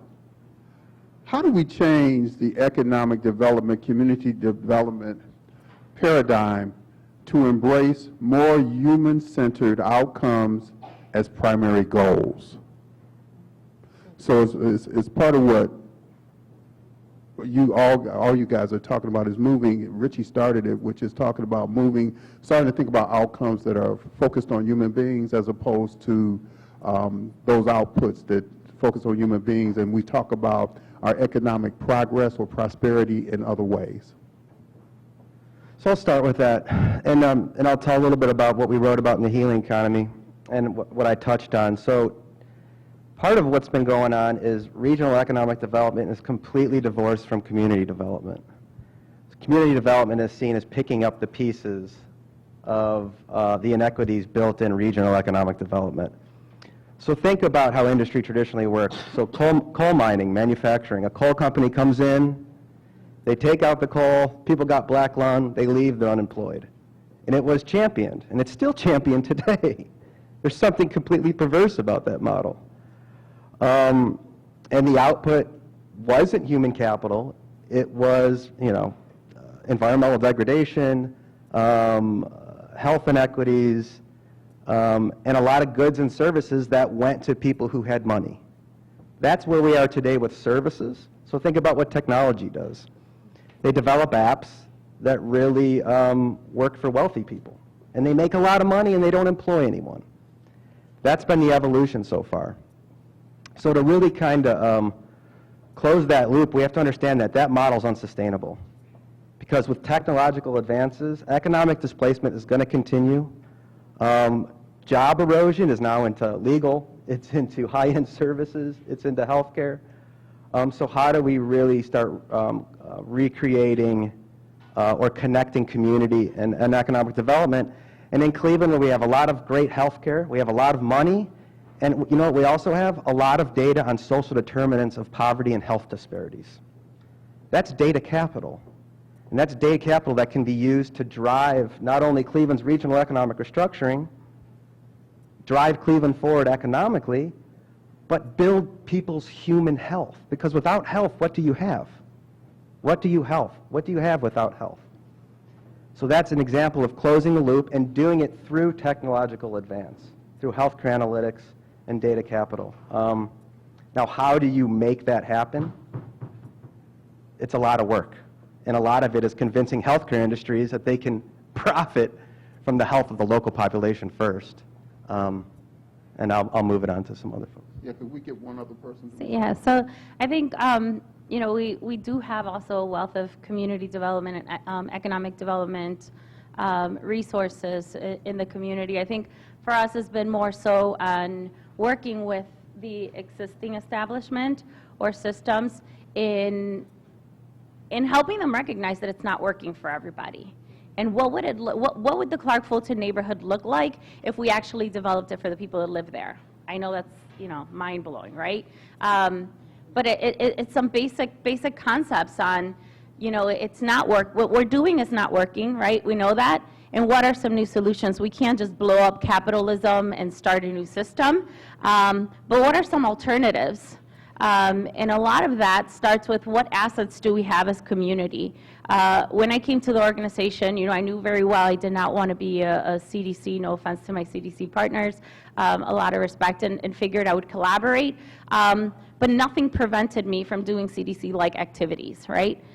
Figuring out my own project, figuring out what would be the solution for the neighborhood, going outside of my community and resourcing myself, because while I have a beautiful executive MBA, it didn't give me the language to figure out what a localist approach to community and economic development looked like, right? And so was able to come up with a cohort of folks. I collaborate, or I was a fellow for the Business Alliance of Living Local Economies.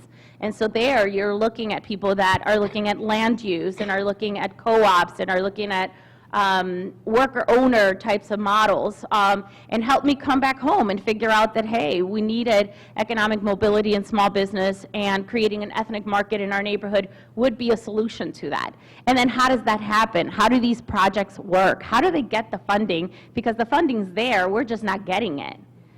So tracing the money, where does the funding go, who's getting it, and why am I not getting my share? And then making sure that I do. And most recently, again, you know, I didn't get a chance to get specific on our project, but one of the ways public projects happen, most of you guys know, it's federal new market tax credits, right? Department of Treasury does their allocation. We applied for, you know, to be on everybody's application to do that. And locally, we got 0 federal new market tax credits, right? So what would happen to my project in that kind of scenario?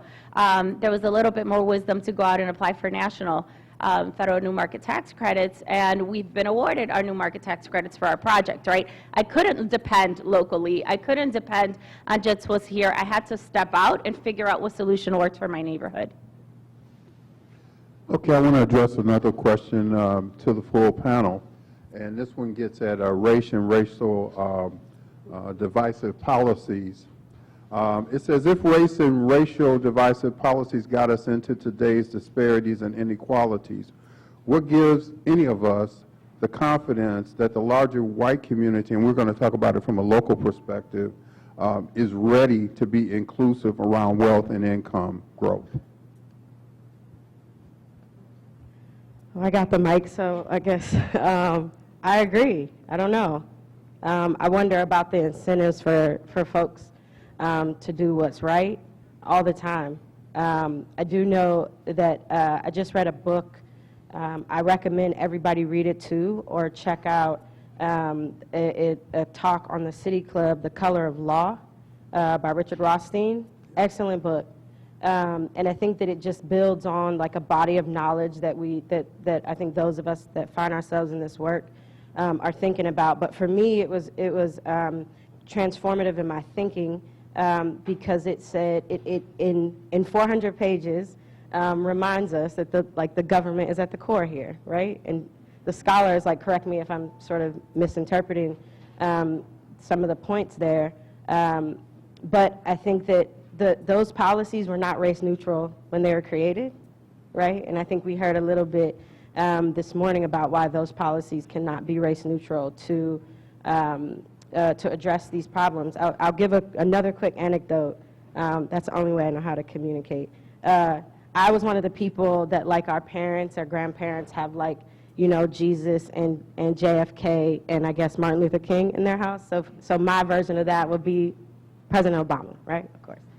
And, you know, I think that a lot of us that are kind of in some of these dialogues have had to face a really sad reality about this person we have so much respect for, and a lot of the race-neutral stances that he took during his administration, right? And I think that what that reminds me is that when we are in positions of power, and in that case, we're talking about the head of the free world, he's often called, or that office is often called, and certainly an important actor in America, that even there, that person wasn't able to be race-specific in his policymaking. So I think that for me reminds me about the importance of sort of organizing and mobilizing to force those things and not kind of punt our solutions to these programmatic interventions. I'll stop by saying one of the lessons that I've continued to learn in a really hard way is that we're trying to solve systemic problems with programmatic solutions in a grant cycle.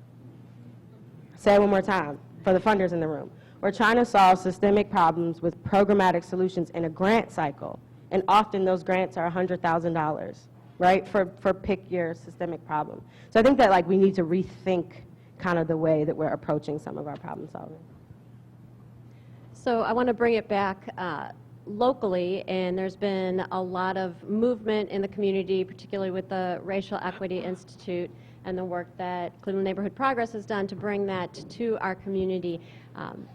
But I think that this work is really head work and it's heart work, right? So we can look at all the data and we can really think about it and put systems and policies and programs in place. But if you're not moved to do something different, it's really hard to think of something new, think of a different way to do something.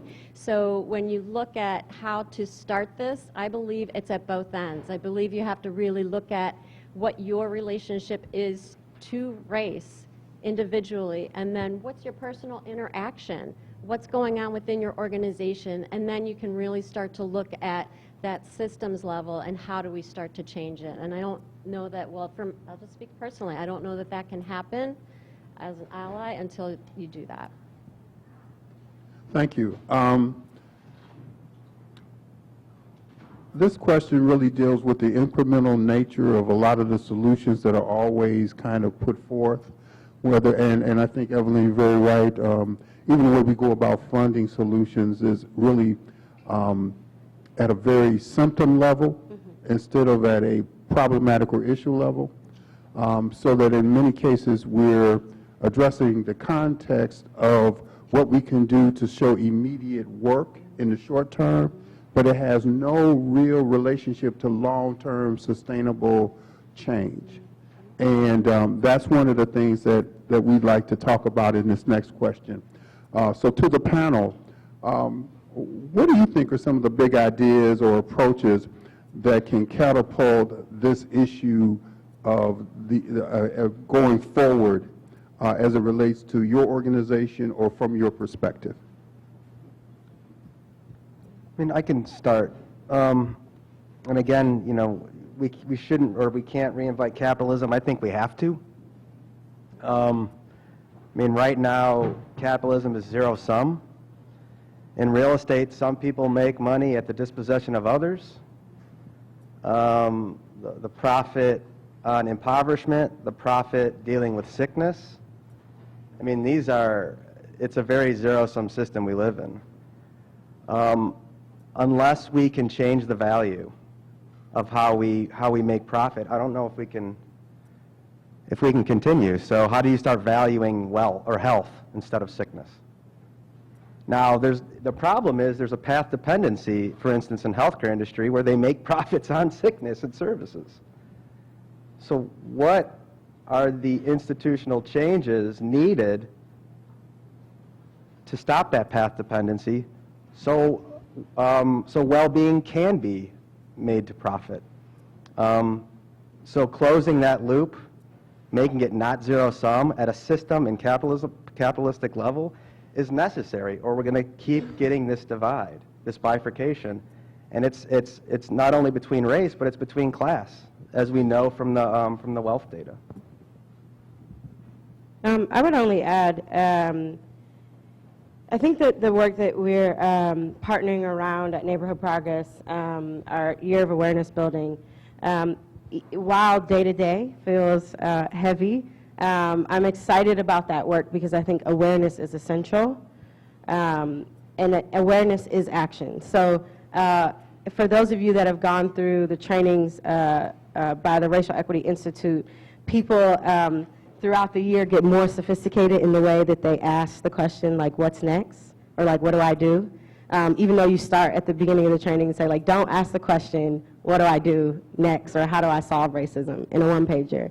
But I do think that understanding that awareness is action and getting more proximate to these problems, like folks got to stop flying down Kinsman or St. Clair or Superior or whatever, or Euclid, and really, or West 25th. See, I was about to do it again, my bad. Like, we have to get proximate to our problems. I think that's one of the most profound insights in the book Just Mercy. I'll kill y'all with books this morning. Is that, like, we lack proximity to our problems. And I think that the Racial Equity Institute is really, through awareness and sort of knowledge building, forcing us to get more proximate to our problem, including those of us that think that we are really proximate. And if I could just be, like, maybe real for a quick second. Because I live on 98th in Westchester, doesn't mean I'm proximate to the problems of what's going on even in Glenville, right? Like, we really have to force ourselves to see the humanity in sort of other folks, and not to continue to kind of intellectualize the problems that we're seeing in the way that I think we are. And remember that we're supposed to be stewards of resources, however small they are, and they are small. And I think we cannot we can't come off the gas on this point that there's not enough resources going to the problems we're trying to fix, and the resources are there. That's what I heard from the experts this morning. But I think that becoming more aware with more nuance about the problems we're trying to solve is really essential. And I think that the year of awareness building has kind of given us a little bit of an opportunity to do that. You're going to hear from Kevin Allen this afternoon some really, really mind-blowing sort of data that I hope kind of helps us ground us more in the realities of the complexity of the work that we're trying to do. And this is for all of you guys, but I'll start with Gina because it was a question that was specifically asked of you. And people wanted to understand what work was going on at the Commission on Economic Inclusion as it relates to the issue of white privilege. So I'll start by saying that we collect data every year, and we look at locally, we ask companies to share with us their demographic data. What do they look like from the CEO level, their board of directors? What does their workforce look like? And then we even track supplier diversity spend. So when we look at those numbers, much like we've talked about, they haven't changed much. We can look over 15 years that we've tracked data, pretty much plateaued across the board. And so we know that mostly who we're talking to are white men, because that's who tends to be at the top of organizations. So a few of the things that we're trying to do is have those conversations. We offered the racial equity groundwater training at the Chamber of Commerce. I was pleasantly surprised. I wanted to be hopeful. I was sort of skeptical. We had 50 leaders show up. And I do think that speaks to some of the change in our community, that there is more of a willingness for white men and women to say, oh, I need to be aware, I need to learn about racial equity and how this is impacting not just my business, but where I live in my region. So that's one way that we're doing it. I'll stop there. Janice, how about you?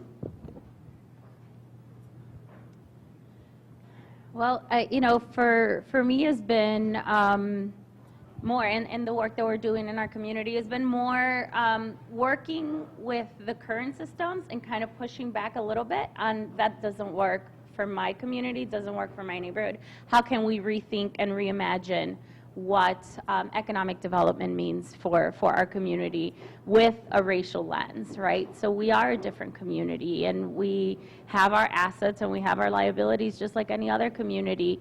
And so how do we internally figure out what we have as assets as a community and as a people, and lift that to then help others around us, to help our allies, to help the people that are in tables that I'm not invited to or we aren't represented in, and make them aware and create that awareness. And again, I'm one person. There's, a group of maybe 5 other Latino leaders that are really, in the Cleveland area making their ways. But we have 22,000 people that we're representing only on the near west side of Cleveland. There are masses, there is mobility. What's happening within the Latino community nationally, our buying power, our ability to create businesses and be successful, right? That's something that we know that as a minority community we thrive in and we do very well.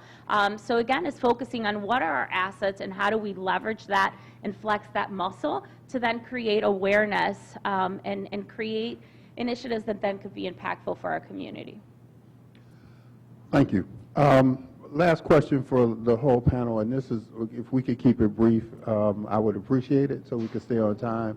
Are any of you doing anything in your organization to foster development of youth so that they are more engaged and involved in this whole idea of economic empowerment and economic opportunity? Okay, I'll start from the Greater Cleveland Partnership. We have a workforce division, and there's a program called True to You, and it's a mentoring program. They go into CMSD schools, recruiting mentors from around the community, and that's really one of our focuses in that area.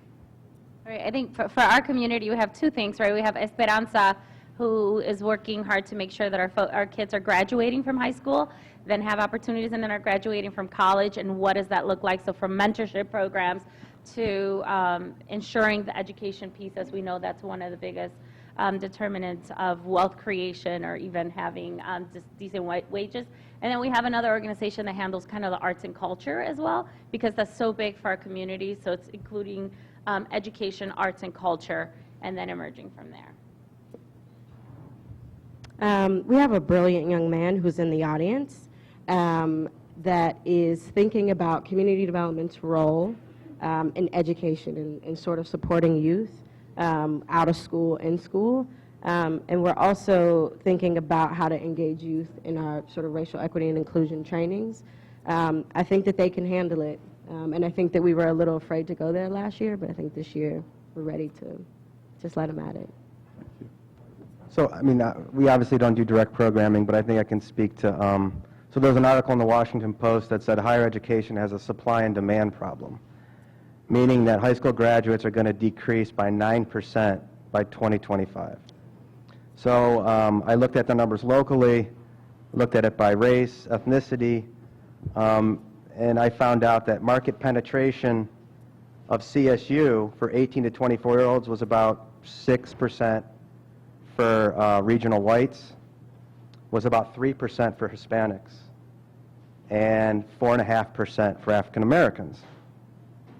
You can go to another study and find out that while total high school graduates will decline by 9%, African American students are expected to increase by 25%, and Hispanic students are expected to increase by 44%. So underserved and 25 and up are going to increase. You know, so when we think about brain gain, brain drain, zero sum, that regional economic development, that's not the problem in America. The problem is brain waste, and we have a lot of brains sitting here. So how do we absorb the underserved? And a lot of that, and Cleveland State can tie that into the research of social determinants of education. Because it's not about just getting folks into the classrooms, it's figuring out what's going on outside the classrooms so they can persist. So how do you not only tap into the underserved, but then research what's going on so they maintain? Once again, everything is circular. You have to connect the dots. Input, output, global, local, community, regional. Thanks, Richie. First of all, want to kind of provide a little bit of context going forward. And I want to say, first of all, that I think that what the panelists were trying to articulate is not just a sense of urgency needed, but action is needed, and it's needed at every level. So if we do it locally here, we've got to connect that work systemically to what happens at the state level, what happens at the federal level, and then what happens across the federal or across the nation. Because what happens is, as we look at our systems and structures and how they operate, if we just do programmatic interventions, we're not going to be successful. The second thing is that we have to really double down on change. I know it's uncomfortable. I know people don't like to do it. But if you look at the data and only the data, it has to be something that is very alarming to you. And if it's alarming to you, the question you ask as a rational person is, what the hell are we going to do about it? So the reality is this. In any format you look at this is not just an urgent problem for communities of color. It's an urgent problem for America itself. And it's not a lament, it's an imperative. So we have to really organize ourselves in a way to move from that, hopefully getting to the cafe. We will do some of that this afternoon, and we will start to think about these things and move to action. Please join me in thanking the panelists for their presentations.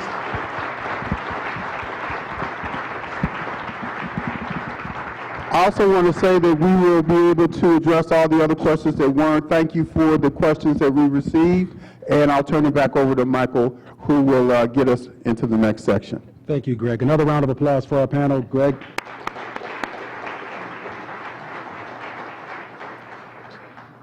How are we doing so far, folks? Are we having the right conversation? Do you feel provoked? It's me standing between you and lunch. Our hope is that you will continue this dialogue over lunch. We have about 30 minutes to have rigorous conversation. So look for someone maybe you don't know or someone you've wanted to get in front of to carry this dialogue forward. The next voice you'll hear is that of Evelyn Burnett. She's going to bring forward Kevin Allen, and he's got some information you don't want to miss. I'm not going to steal his thunder because I'm not fully capable of doing so. But this is data that really rounds it out, and it's from that conversation and presentation that we will move into the cafe, and that's when we roll up our sleeves. We're going to roll them up as far as we need to, and we're going to get our hands dirty.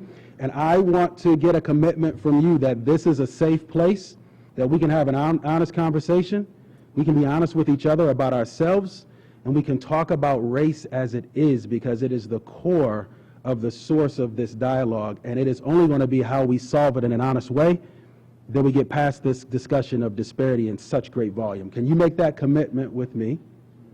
All right, ladies and gentlemen, then I'm no longer between you and lunch. Please enjoy lunch. Come back about 25 minutes and we'll get started. Thank you. Friend, my well-informed friend who's been at this fight, not because anyone told her to, but I think you recognize she's been at this because she believes it to the core.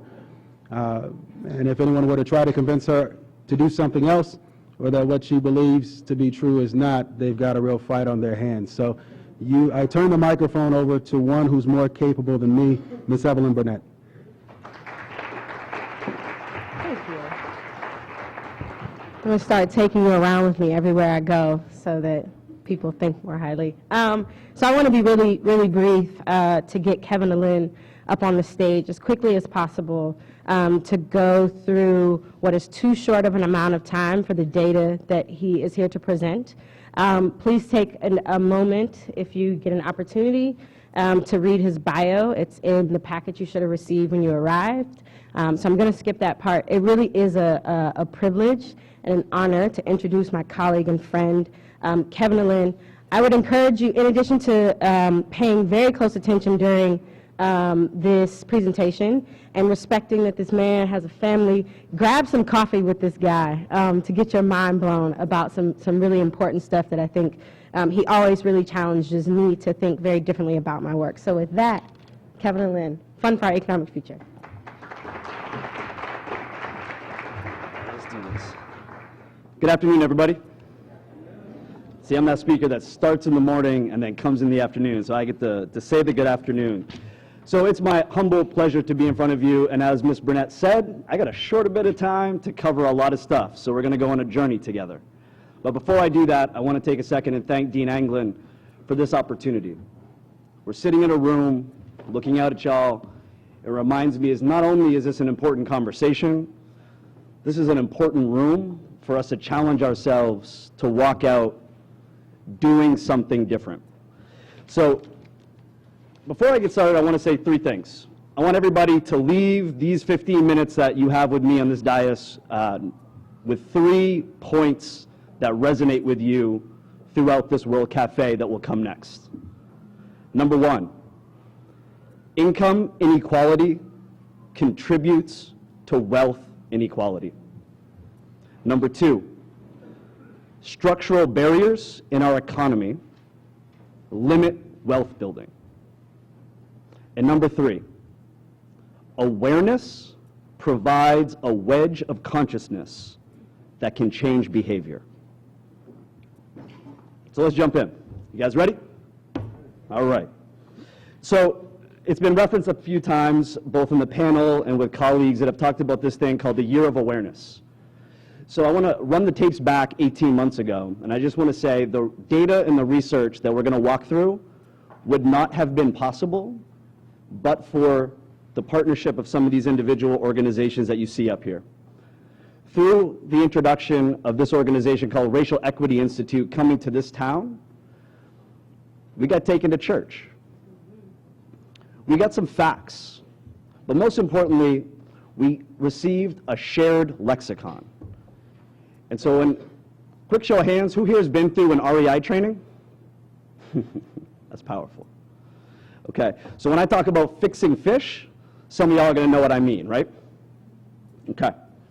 So through this effort, there's been over 1,400 people in Northeast Ohio that have walked through some really powerful frame-changing content. 400 organizations. But as I said, the third point that I want you guys to walk away with is recognizing that awareness is a wedge of consciousness. And with that wedge opens a door, and what happens next I couldn't have scripted 18 months ago, but you're about to see the product of what we've done. Me and my colleague who is not here, but you saw on that title slide, Peter Trug, it's been a humbling experience to ask difficult questions together and then chase the data. And here's an example of what chasing the data looks like. This is what we call the Cleveland groundwater. And what you see up there is the relative rate and measures of health, education, criminal justice, economic well-being with a racialized lens. And you don't need to have glasses on to see the size of the difference in those bars.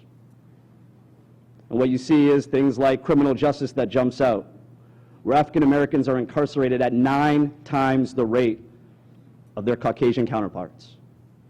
When you look at health outcomes, premature births, diabetes death, 2 times the rate.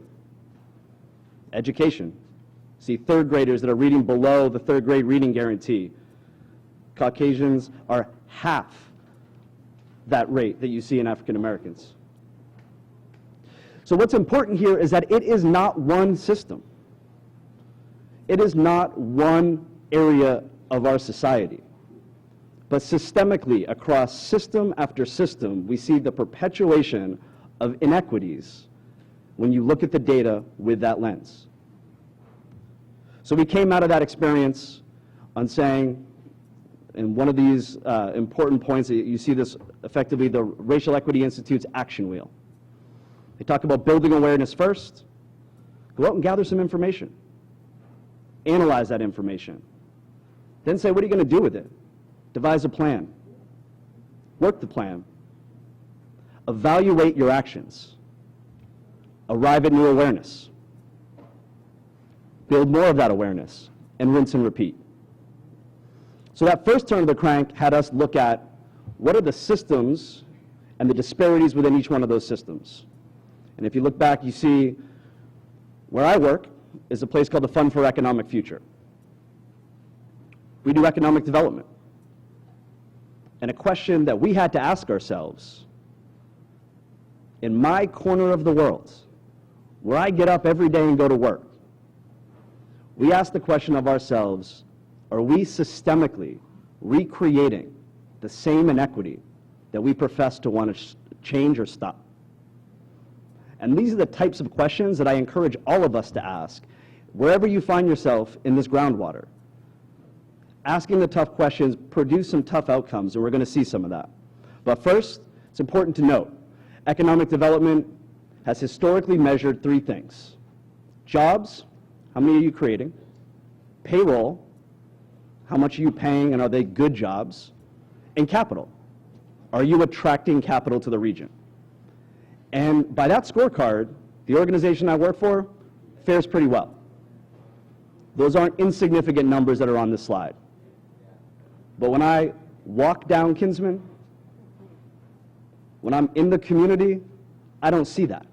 I don't feel that. There is a disconnect between a system that can produce impressive outcomes, all the while we saw our national experts and others show what the data tells us is that inequities are getting worse. So we must not be measuring the right thing. So we said, what would we do if we challenged ourselves to address structural racism? Not a program, not one individual analysis, but really spotlighted the structure that is undergirding an inequitable economy. So I'm going to walk through a couple slides. This right here is the Greater Cleveland regional economy. And when I say Greater Cleveland, it's the Cleveland Metropolitan Statistical Area that we're going to walk through some data together. Has $129 billion in gross metropolitan product produced every year. So in a year, this region produces $129 billion. So we said, all right, let's look at what industries. So you see effectively NAICS codes for those, wonk alert. But it's the idea that these are the top industries that produce that $129 billion economy, okay? So what does that mean? Well, gross metropolitan product is generally thought of, has three components: salaries and wages, profits and assets, and taxes. What we're going to walk through today is really looking at salaries and wages. Because remember point number one, income inequality contributes to wealth inequality. So in this region, how does the flow of capital to human beings in the form of salaries and wages manifest? What are the patterns? So we ask the question not just generally, but particularly with a racialized lens. So salaries of that $129 billion represent $69 billion. About half. So the green portion of those bars that you see represent, of that gross metropolitan product, what percentage by industry is made up of salaries.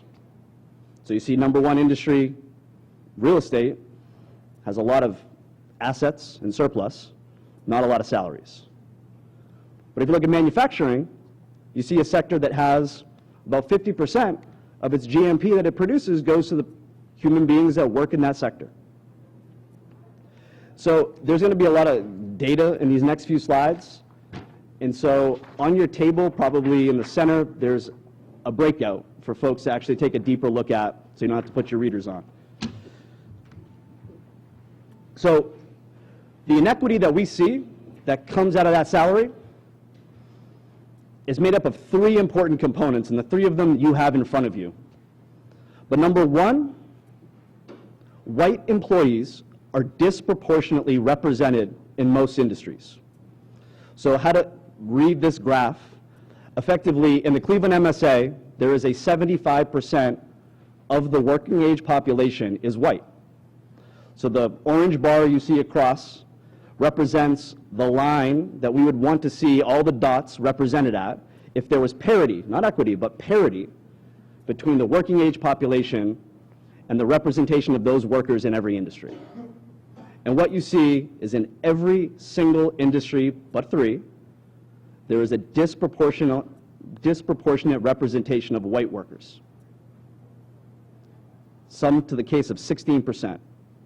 So when you look at construction, you see over 90% of the individuals working in that industry are white workers. Second component. White workers are more represented in the region's high-wage occupations. So what you see on this chart, effectively on the x-axis, you see white workers' share of total employment by occupation. And on the y-axis, you see the average salary. And the clustering that you see, beyond to the effective right side of 75%, you see more workers in these positions that are paying higher. There was a comment made earlier today about management and the representation of race in management level positions. Well, you see this borne out in the local data. Third component, white workers earn 10 to 30% more than white peers in the same occupation. Sitting in the same title, same occupation, there is a wage differential that is substantial. And you can see the same breakdown by industry on this chart, looking at, in each one of these industries, what is the wage inequity within the same occupation. So when you add those three components up, one being overrepresented by industry, two being overrepresented in the high wage occupations by industry, and third, within the same occupation in the same industry, the inequities in pay compound. And these 3 points bring us back to the point of Greater Cleveland economy, $129 billion. Salaries represent $69 billion. See a lot of dollar signs? Those green dollar signs represent 69. Of that 69, $57 billion in salaries go to white workers.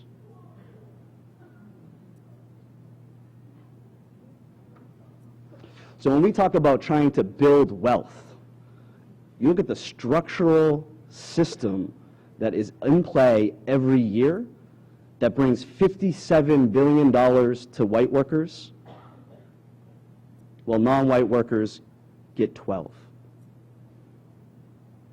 So if we address parity, and if you remember those 75% lines, if we brought in each one of those steps more proportionality in the representation, more proportionality in the high wage positions, and we brought more proportionality within wages in the same occupation, this would be a $6.3 billion opportunity for equity. This isn't in the nation, folks. This isn't in the state.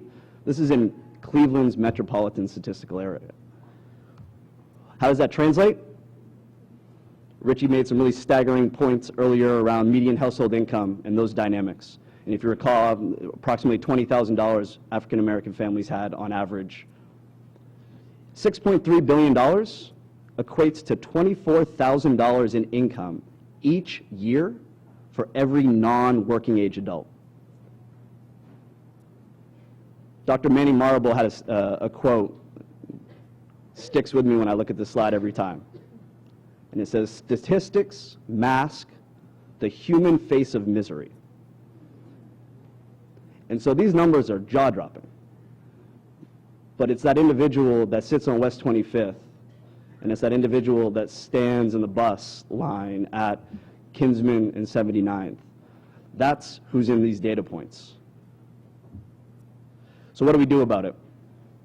So the work that we're doing, that man or woman in the mirror moment that said, what's our role in the system? What are we doing? So we've been hard at work, given this data, revisioning the way that we measure economic impact. So next week, we're going to release a report called The Two Tomorrows. And in it, there's a very particular pivot that I ask all of you to scan for. Because it's no longer sufficient to measure jobs, payroll, capital, if these are the inequities that that measurement has failed to capture for far too long.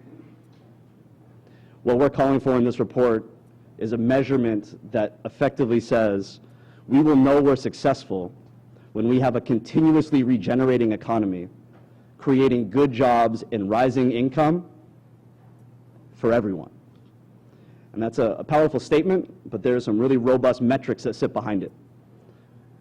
And we have an opportunity to change the way we measure our impacts in light of the data that you just saw. And that is an example that walking through an awareness exercise produced a wedge of consciousness that individuals challenge themselves to say, what is my role in the system? And what ability do I have to change the way the system is evaluating or producing? But as the title of the slide says, together, it's not about measurement. It's about how do we move from measurement to action. Because this is that $6.3 billion that we have as an opportunity to move closer to parity, not equity, but parity, by industry. And when you look at your business card or your signature on your email, what sector do you find yourself in? Is it up on that map?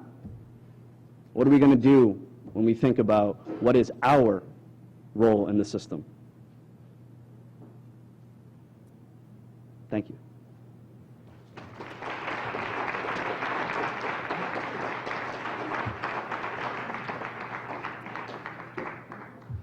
If we could give Kevin another round of applause. Y'all know that data was way doper than that. So now we're going to transition into our World Cafe. A couple of kind of housekeeping and some instructions. First of all, can the facilitator at the table raise their hand? Okay, so some of y'all don't have facilitators. So anybody that's a facilitator, actually facilitators, hands in the air, hi, hi, hi. Okay. Those other facilitators, where you don't see a hand, go to that table. Hi. Good? Is that? Okay. So make sure you have a facilitator at your table, because that is the person that's going to walk you through the next 40 or so minutes together. I would encourage us to think about the question that it's so many when I talk to Kevin. My mind always gets a little frazzled. But what is your role is what we really want to focus on. This is the part of the conversation we're really trying to drill down and think about action. I think we will be back together in 40 minutes. Is that right, Mr. Jeans? 40 minutes. 40 minutes. Y'all know Dave Anglin is not playing on time. So 40 minutes. We'll come back. If you have a facilitator at your table that has to leave, just make sure you identify somebody that briefly, very, very briefly, 2 minutes or less, think of 1 minute, is going to report out. This is not the end of the conversation. The last thing is, if you want to share some of the insights that are emerging from your table on Twitter, please use those hashtags that Michael showed us earlier in the day. And with that, I think we're off.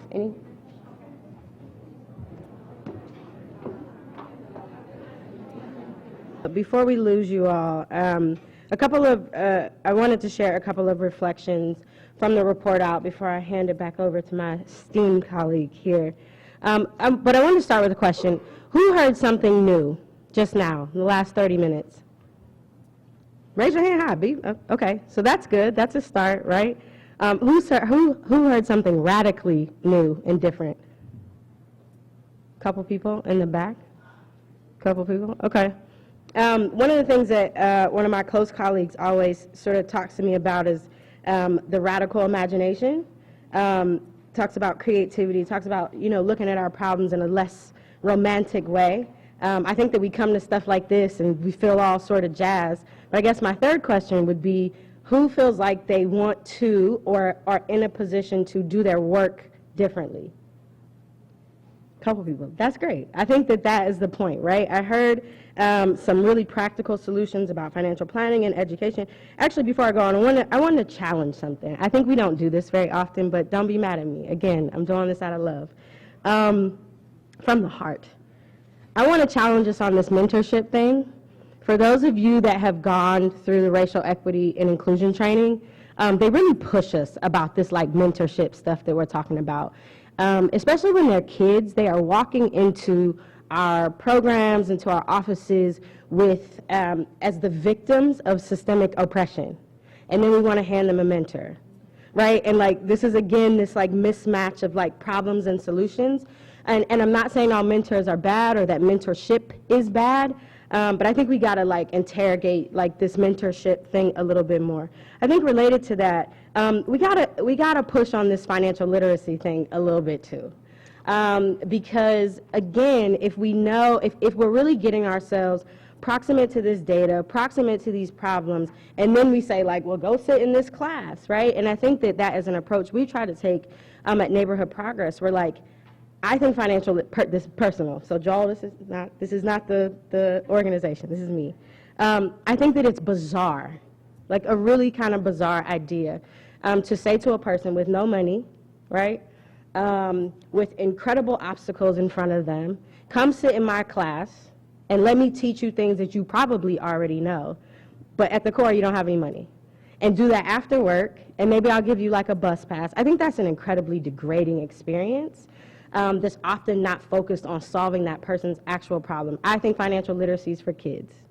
I don't think they're grown-ups, right? Like, grown-ups need something more insistent than that, and something that solves their problems more. So I think that that sort of makes me think about something I heard here towards the end, which sounded like accountability. I heard some talk about like getting the word out and going up the chain. But I actually think that what we have to start doing, because I asked a question about, did you hear anything new? Because I think that, for me, I heard a couple of things new, but I've heard a lot of things old too, right? Like we've been trying this stuff, and here we are, talking about these statistics that we talked about today. So I think that like while we continue to go up the chain and apply pressure up the chain, and really hold those of us that are entrusted with other people's lives accountable, we got to go down the chain as well, right? Like I think we're spending a lot of time, even those of us that really care and really want to do right, we're spending a lot of time talking to each other and talking up, and we're not talking down, and that's where the power is, right? Like I think that a lot of us here really believe that like mobilization happens amongst people, right? And we can't apply this pressure that we're talking about in this way that are these like sort of intellectual academic conversations over tea or wine, right? I guess sort of pick your poison. But I think that we should also kind of challenge each other around our accountability. And that means calling some folks out, right? And I think that that doesn't always have to be public. I think that if you have a friend or a friendly face in an organization and you know some stuff ain't right and ain't working, then I think we have to challenge each other on those sorts of things a little more. But I was excited to hear some of the practical solutions. I would leave you all with the question, are the things that we are proposing, one, are they radical?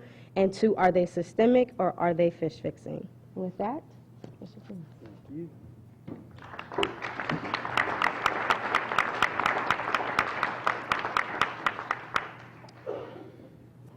So yes to everything that Evelyn said. I heard some things as well and made some notes so that we can continue this conversation. But some of the things that bubbled up were, if I were to bucket them into some early contextual solutions that we can begin to apply, it would be around how we can control commerce better. So how long have we been asking for and not receiving? How long have we been looking for policies to change and someone else to have a change of heart, and it hasn't come in our lifetimes or in our children's lifetimes?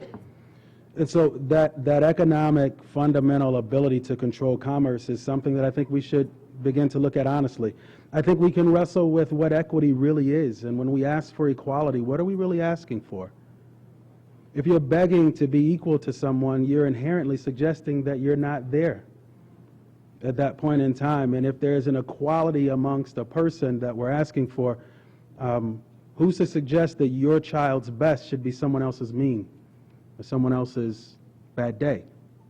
There's inherent inequity in just about everything that we do. I've heard President Berkman say that the benefit to diversity, when we really access diversity, it's when we leverage, he says, when we thrive off of the richness of our differences. Yet there's this constant pursuit to be a melting pot. And in that melting pot, we lose some of the unique challenges that each of us face based upon our own experiences, whether it's the Latino experience, it's the African American experience, it's the white experience that even though I'm supposed to be privileged, as I'm told, in that rural part of America, or whatever section it might be, things aren't working. We are a body of our experiences, and each are unique. To the extent we continue to try to paint with the same brush, clearly isn't getting us where we need to be. So on the solution side, I heard voting and judges, very important.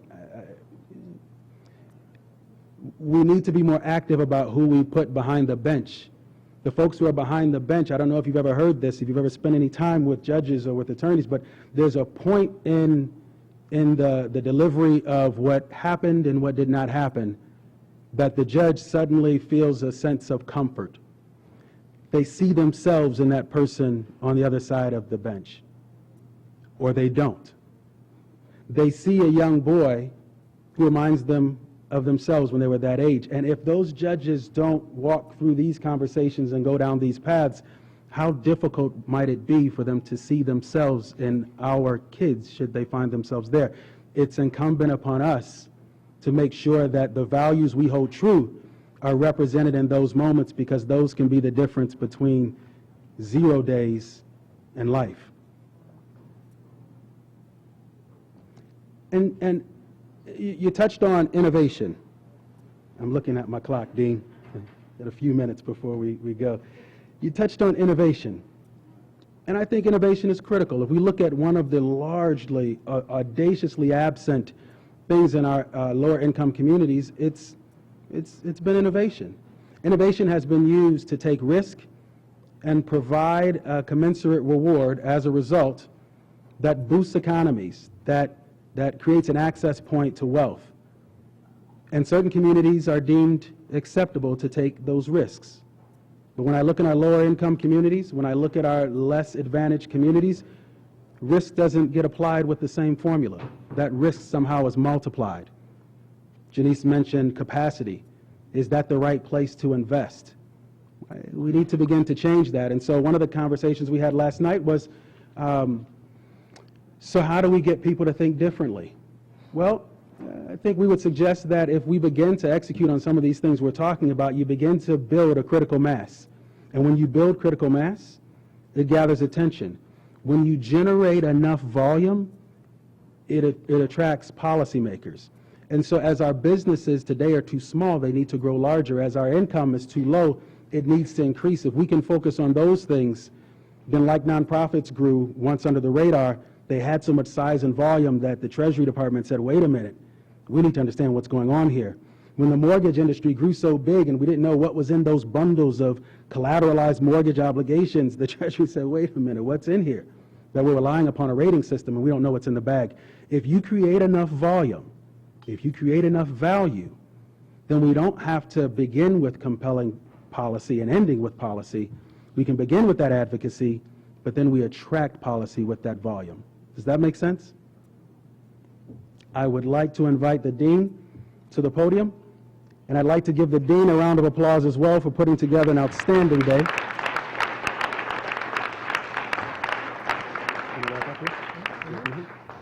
I'm going to allow the Dean is going to allow me to let the Dean close out for the day. This is the Dean's house. Two quick items before I leave the podium. Mordecai said that at the table you wanted more of this. Is this a dialogue that you would like to continue? Can I see by a show of hands? Okay. Okay, let's commit to doing that. That's what the Dean and I wanted to see. I've got two quick announcements. One, on March 27th, we're having an economic forecast and outlook at the Metropolitan 9 downtown. It's free of charge. One of those breakout sessions is going to be dedicated to picking up this conversation where we've left it. So you already had the data dump, right? We already know the condition. Let's pick up the conversation with solutions and let's wrestle with it in an honest manner. Jeff Clausen, can you raise your hand? Jeff has a spreadsheet. He will leave your card. If you don't, give him your information and Jeff will register you for the event. That's one. Second, I'm willing to host this conversation at a smaller scale anywhere you want to host it. We have to continue an honest conversation, and it has to be in bite-sized pieces so that we can all be comfortable having the conversation we want to have. So I'll have my card here as well. We'll work on those convenings throughout the year so that this doesn't become a benign exercise. And when we measure this, there should be outputs, and outputs that we should be proud of. Thank you.